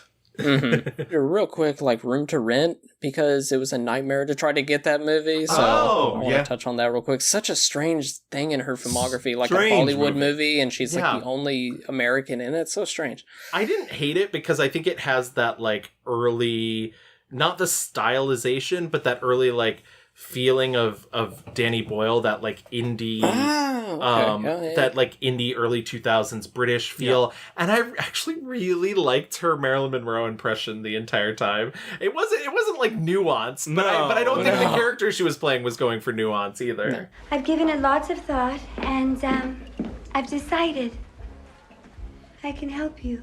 Yes, great, but you sound a little bit American. Don't you think it's gonna be a problem? That's because I am American, silly. The movie just takes a lot of fucking weird turns. Yeah. She just like stopped being Marilyn. Yeah. Like the reincarnation bit. Yeah. Oh my goodness. Yeah. That's what I mean by that like weird like 90s or 2000s like British indie energy where you're just like, where is this, like what is this movie? Yeah. Okay. Yeah. Are we good with our 1 stars? I think we're good with our 1 stars. Okay. Let's do our positive bit. Let's move into our 5-star reviews. Yay! I mean, it's pretty easy for me. I think her best role is in Natural Born Killers. She's given I think of Juliette Lewis. I think of Natural Born Killers. Yeah. I think of her. As soon as I think of her listening to L7 in the opening and beating the shit out of rednecks and screaming, "Who's sexy now, fucker?" Like all the time. So good. No! There's no escaping here. Who's the lucky one? Eeny, meeny, miny, moe. Catch a redneck by its toe. If he hollers, let him go. Eeny, meeny, miny, moe. My mama told me to pick the best one, and you are it! When did you like first, like you guys saw this movie like back in... Oh, I saw it at way too young of an age. I mentioned on this show before that I had HBO illegally, and so when it like came on HBO and I wanted to see it, you know, it's like what, 95? 94, yeah. 94. So I was like 11. and you were like, who's sexy now, fucker? Yeah. Like walking around. Me and my blonde wig. Yeah. But yeah, so when were you first introduced to this? It had to have been like early middle school. I probably fell down the rabbit hole around that time of watching all the Tarantinos, and then I was like, oh, he wrote this and blah blah blah. And of course, in like 6th or 7th grade, this was like the greatest fucking movie ever. Yeah. And then and just the rewatch of it and just how much it's tanked, but also it's this little 90s curio. It thinks it's doing so much, and it's so in your face, and it's just so weird. Yeah, it's just such a strange product of its time that I will continue to go back to and then be like, why did I rewatch this? And then like months later I'll be like, man, that was really good, wasn't it? And then I'll eventually rewatch it and be like, quit making this movie up in your mind. It's not that good. But it's just fascinating regardless. I also think what's interesting about it too is there was a lot of fear, specifically in the late 80s, but really came around in the 90s in terms of filmmaking. I mean, there's a lot of fear for other reasons for this movie, but in terms of filmmaking of the like supposed MTV takeover of what film was going to be. Mm-hmm. And I almost feel like part of this was like Oliver Stone being like, you want to see a fucking MTV movie? You want to see a music video expanded into 2 hours? I'll fucking give it to you. Mm-hmm. And so like it has that quality. It's so, you know, not to assign a human quality to something inanimate, but it has such manic energy. It's so all over the place, and it's never the same thing from 1 minute to the next, and it's fascinating. And like I said earlier, you know, it's hard to deny the fact that it's a masterpiece, regardless of if you hate it or if you love it, because a masterpiece could still be a bad thing. Yeah. I mean, to illuminate a little bit, I guess, of the story, it's, you know, this young woman, she meets this fucking crazy guy, and he's like, let's get the fuck out of here. They kill her parents because Rodney Dangerfield is molesting. Yeah, and they basically just go on the run. A lot of this movie is about like what makes a murderer, what's a demon, what's like the devil. Like that's what I was gonna say. Is there's definitely also a lot of like really unfortunate like 90s guru self-help like native, all the native stuff. Yeah, all the native stuff, and like how we thought about mental health in the 90s, and and pop psychology, I believe, is what I was reaching for. Yeah, reaching, Your Honor. Yeah, but it very much feels that way though, because it's very much like. We all could be murderers. Yeah. Am I the devil or are you the devil? Like, am I, like, Woody Harrelson's like, am I the bad guy or are you, Robert Downey Jr., the bad guy? Like, are you all who romanticize? There's so many cuts of people being like, oh, I love them. They're amazing. They're so fucking cool. Yeah, they get like a Bonnie and Clyde type reputation because they sort of tour the country murdering people. Yeah. But like, Juliette Lewis's character has romanticized it in her mind that they're like, they're only killing those who deserve it. And Woody Harrelson is... not. So, you know. Yeah. And it's set to Nine Inch Nails music, so I have to love it on some level, yes. Very good pick, Kevin. I again hemmed and hawed, but I think I have to go with Cape Fear. I just think she's so. It upsets me that I'm choosing something so early in her career. No, I get it though. I do get it, and she did get her Academy Award nomination for it, which once again, like. The Academy Awards don't matter until they do, as I'm very fond of saying. I just think that her performance there is so intricate and layered and interesting, and it's one of the few spots where she gets to play fragile and, you know, young woman who is eventually going to be taken advantage of, but is not, you know, complete, like not from the get-go broken, not from the get-go, like, you know, and a lot of those other movies in that era, like, it's like she's introduced and it's like, here is this broken girl. Here she is, you know, who was molested, was, there's a lot of movies where she's fucking molested by her father figure. Yeah. And that's, I was going to bring that up earlier too, because when we were talking about California and she has that horrific story about being raped when she was 13. Yeah. It's just like, why is this the background for a lot of her characters? But I think it goes back to that 90s pop psychology that everybody wanted to be like, there's a reason that you're this way. And because you're a woman, it has to be some sort of sexual assault. Right. Yeah. And so this is a movie though that, even though the bad guy eventually wants to get there, that's like the goal for him, right? To fucking ruin this lawyer's life who broke some fucking rule and didn't show that the woman he raped was like a sex worker or whatever. Yeah. Right. He wants to ruin his life and take away, the innocence in his life of the daughter and his wife, Jessica Lange. But, she's able to be just a teenage girl who is exploring her relationship with her parents and growing up. My parents brought me here. Off colors. Where's sexes? Back at the house. Shame. I had hoped we could read aloud from it together. Well, I memorized some for you. Did you? Yeah. Did you? Yeah. Well, I'm impressed. Which part? The part. You know what part, I don't think you did your homework.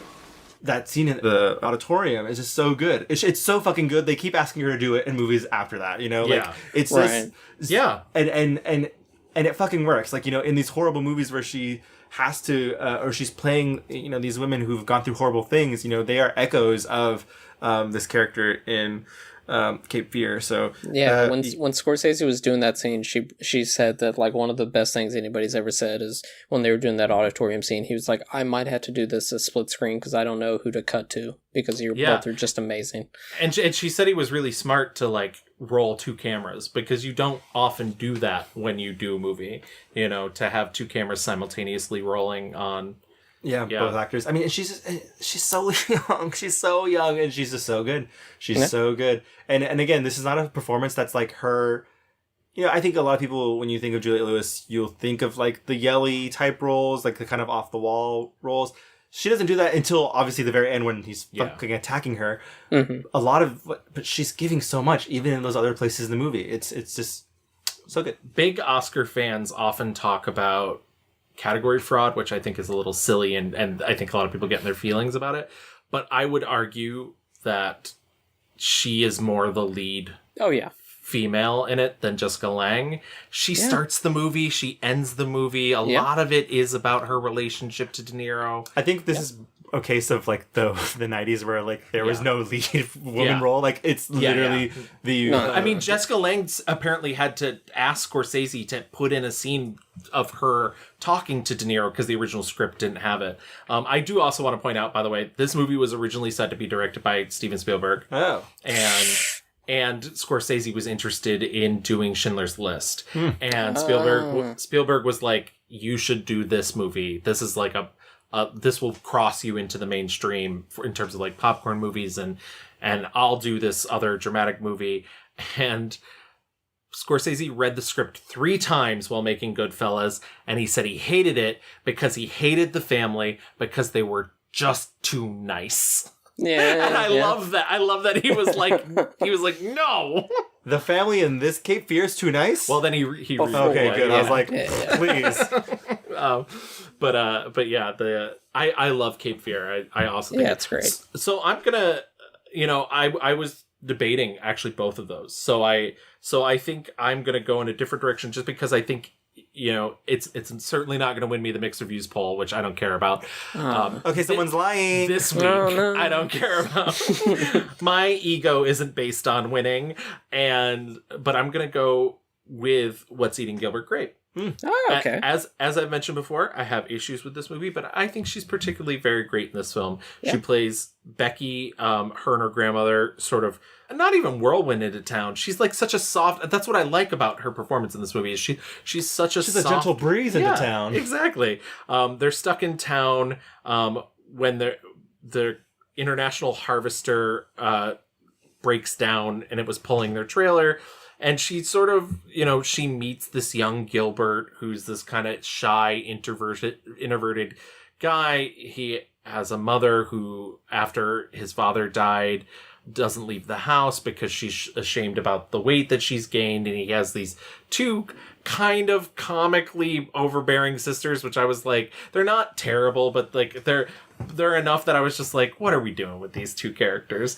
And then he has this younger brother, Arnie, who has developmental issues, and he's like afraid to share his life with someone because of these things. Yep. Right. And also he's having an affair with Mary Steenburgen, which, rewatching this, I was like, this is why I thought Mary Steenburgen was so hot when I was a kid. I fucking love her in this movie. I love her too, but I was like, is it the Ted Danson Gulliver's Travels? No, it was What's Eating Gilbert Grape. Yeah, of course.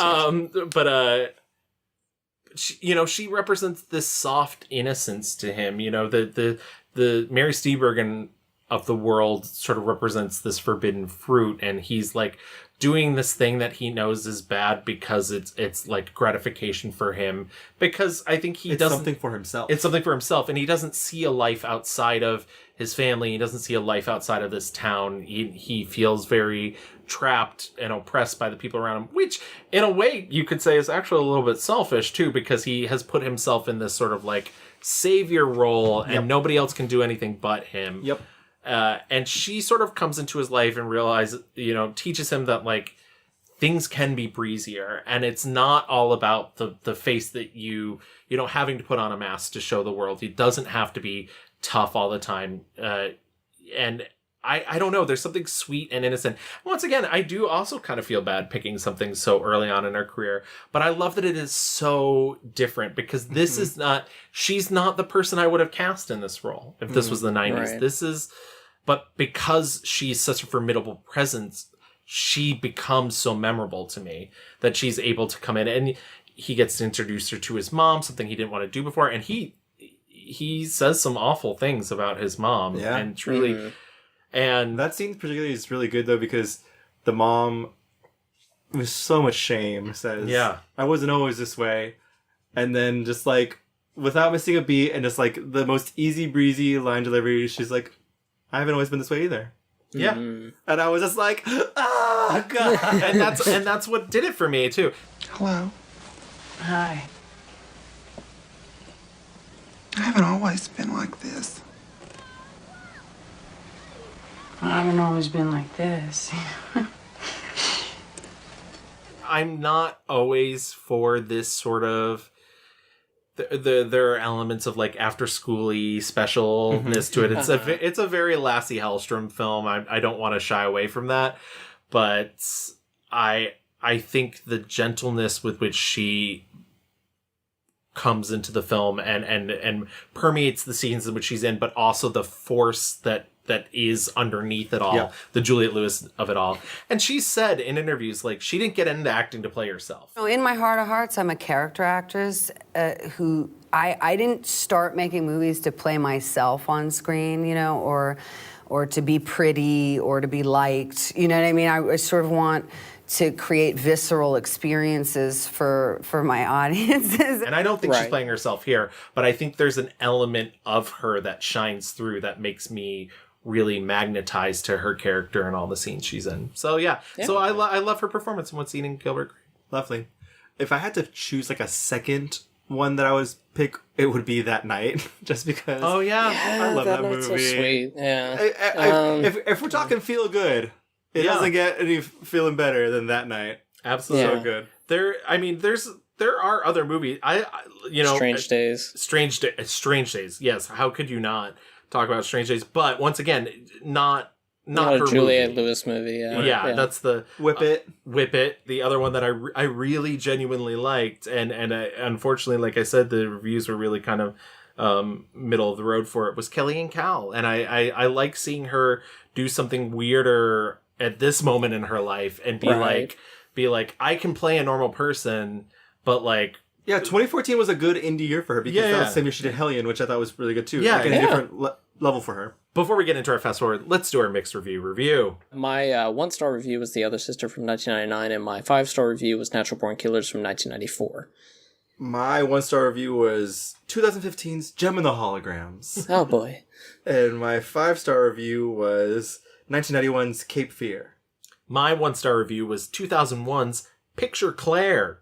And as it should be said in a Picture Claire. Picture that. And my 5-star review was 1993's What's Eating Gilbert Grape.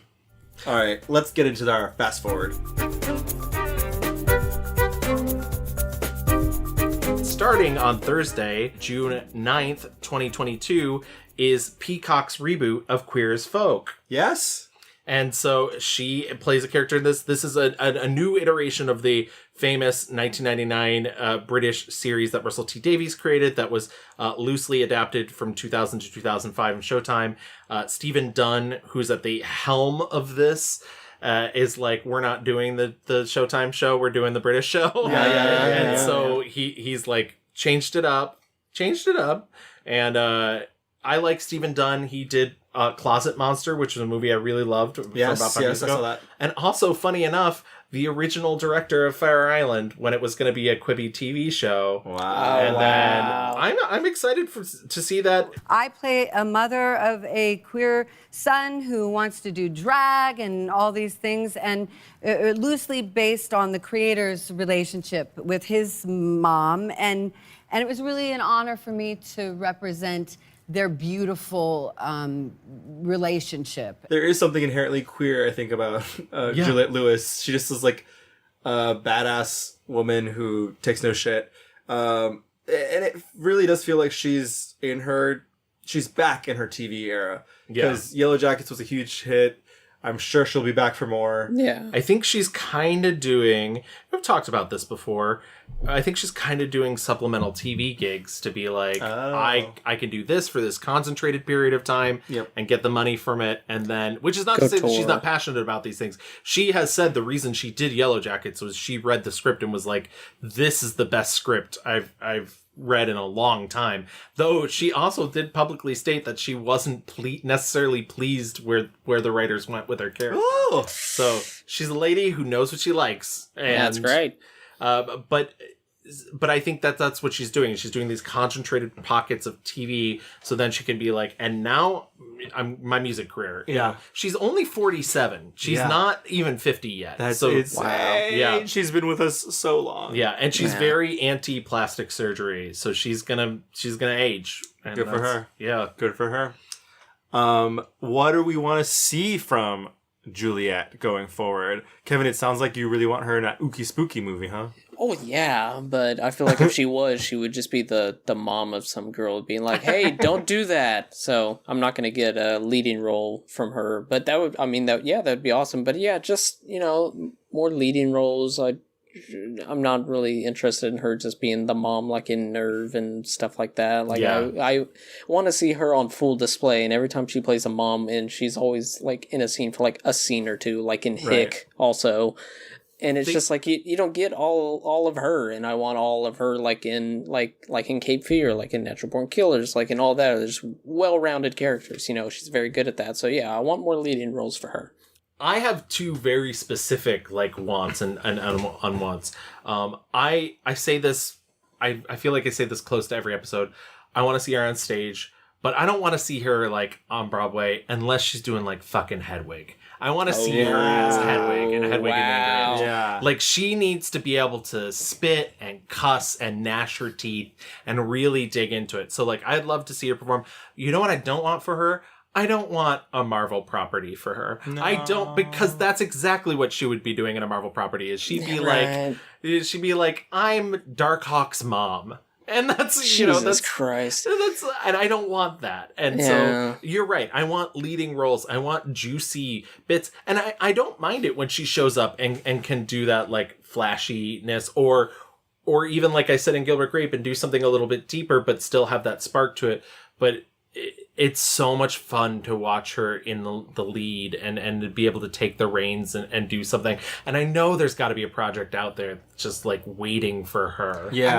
I mean, Yellow Jackets, she's phenomenal in that, but that's also like, she's big not ensemble. it's a huge ensemble. You're going back and forth through time and whatnot. And through a lot of the episodes, I'm just like, I wish it would just stay in the present day. We're doing too much going back and forth, But on the same track of the fact that she's so young, Yellow Jackets is the first time she's ever had somebody play a younger version of herself. She has said, so it was really weird for her to be like, oh, I'm that age. Yeah.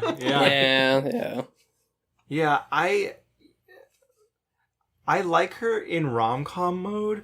Oh, really? Unfortunately, there are just so many bad ones. Yeah. Mm-hmm. But like, I think she plays being in love so well, and she has so much chemistry with everybody. Like I believe her when she's telling us that she's in love with these men, and oh my god, and Too Young to Die when she's like, when the army dude's telling her to get the fuck out, and she's just like, love me, play. Like, I was like, holy fuck. So you want her in An Accidental Husband? You just want an accidental husband. I just want her, I like her being soft. I like her being like flirty and like the wink wink. Maybe it's just because I'm so enamored by That Night. And that's what I really want. I miss the rom-coms where it's like not just like there's a lot of emotional stakes, you know, and not like murder and blah. It's like I know she can do that. We know. Yeah. We know. Right. So but again that's just like they're not making those movies anymore, and I don't know that they will start again. But I would like to see it, and I agree with you because she's a singer. Put her on stage. Put her on stage. Yeah. Put her off Broadway. Yeah, let's do it. There are plenty of rock musicals that deserve either to get produced in the first place or to get revived. Yeah, and I'd love to see her do it. Louis wants more catch and releases. That's you heard it here. Can we get? Okay, but also her most iconic performance. Probably that Instagram video of her singing along to Britney Spears. Do you remember that? Yes. Oh my god. I forgot all about that. Yeah. That's a performance. That was around the time that I was like, is she still a Scientologist? Now I'm nervous. Isn't she's like, is this thing on? Are we okay? What the hell's going on? Can't you save us, Britney Spears? Can we be saved? That's the energy we need. Yes, absolutely. Yes. Kevin, thank you so much for bringing us. Yeah, this was a fun, wild ride. Wild ride. Wild. Ups and downs. Oh, yes. Thank you guys so much. This is a dream. Love you guys. Love the show so much. That can't be possible. You have bigger dreams than that. I don't. Anyways, Kevin, tell the listeners, where can we find you, your show, and all the amazing things that you're doing? You can find me spewing bullshit about new metal on Twitter at Kev Bonesy. I have a weekly movie podcast called Almost Major, where we talk about many major studios and the films they release. Right now we're talking about artisan films. Gavin was on it, and on the next miniseries, you both are going to be on it, and that's going to be great. But yeah, we do that every week with my co-host Charlie Nash and Bryden Doyle, and it's a lot of fun. If I was not a part of it, I would listen to it. That's how much it's niche and how much I love it. I listen to it all the time. I love it. And you're also fucking smart. I hate it. Yeah, we try. But yeah, 1000%. Your guys' podcast, huge inspiration for me starting mine. So keep continuing what you're doing. We love Almost Major. Yes. And I am so bummed that I missed the time Gavin was on.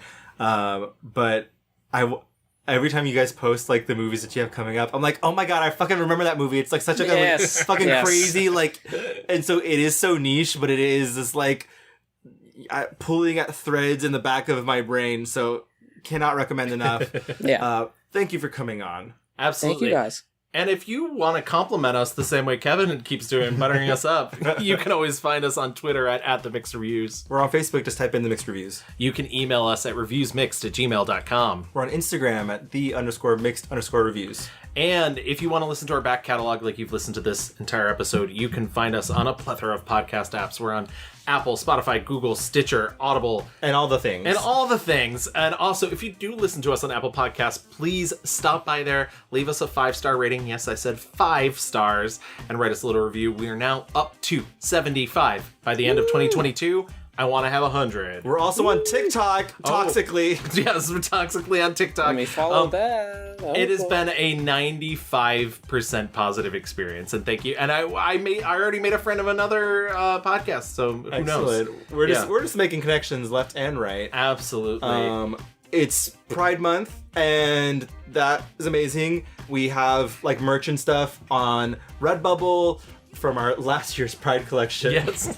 But it's really fucking cool. It is. So you should all the art is by Louis. Louis is an amazing artist. Thank you. So you guys can check that out. Wait, you do all the art? Yeah, Oh he's my very goodness. good, isn't he? Wow. Yeah, I wanted to... I gotta do something. Jesus. Gavin does so much work for this podcast, including dealing with the angry teens on TikTok. Yes, all good things. Be safe out there, and we will be back in 2 weeks with another episode. Thanks, Kevin, and we'll see you guys next time. Bye-bye.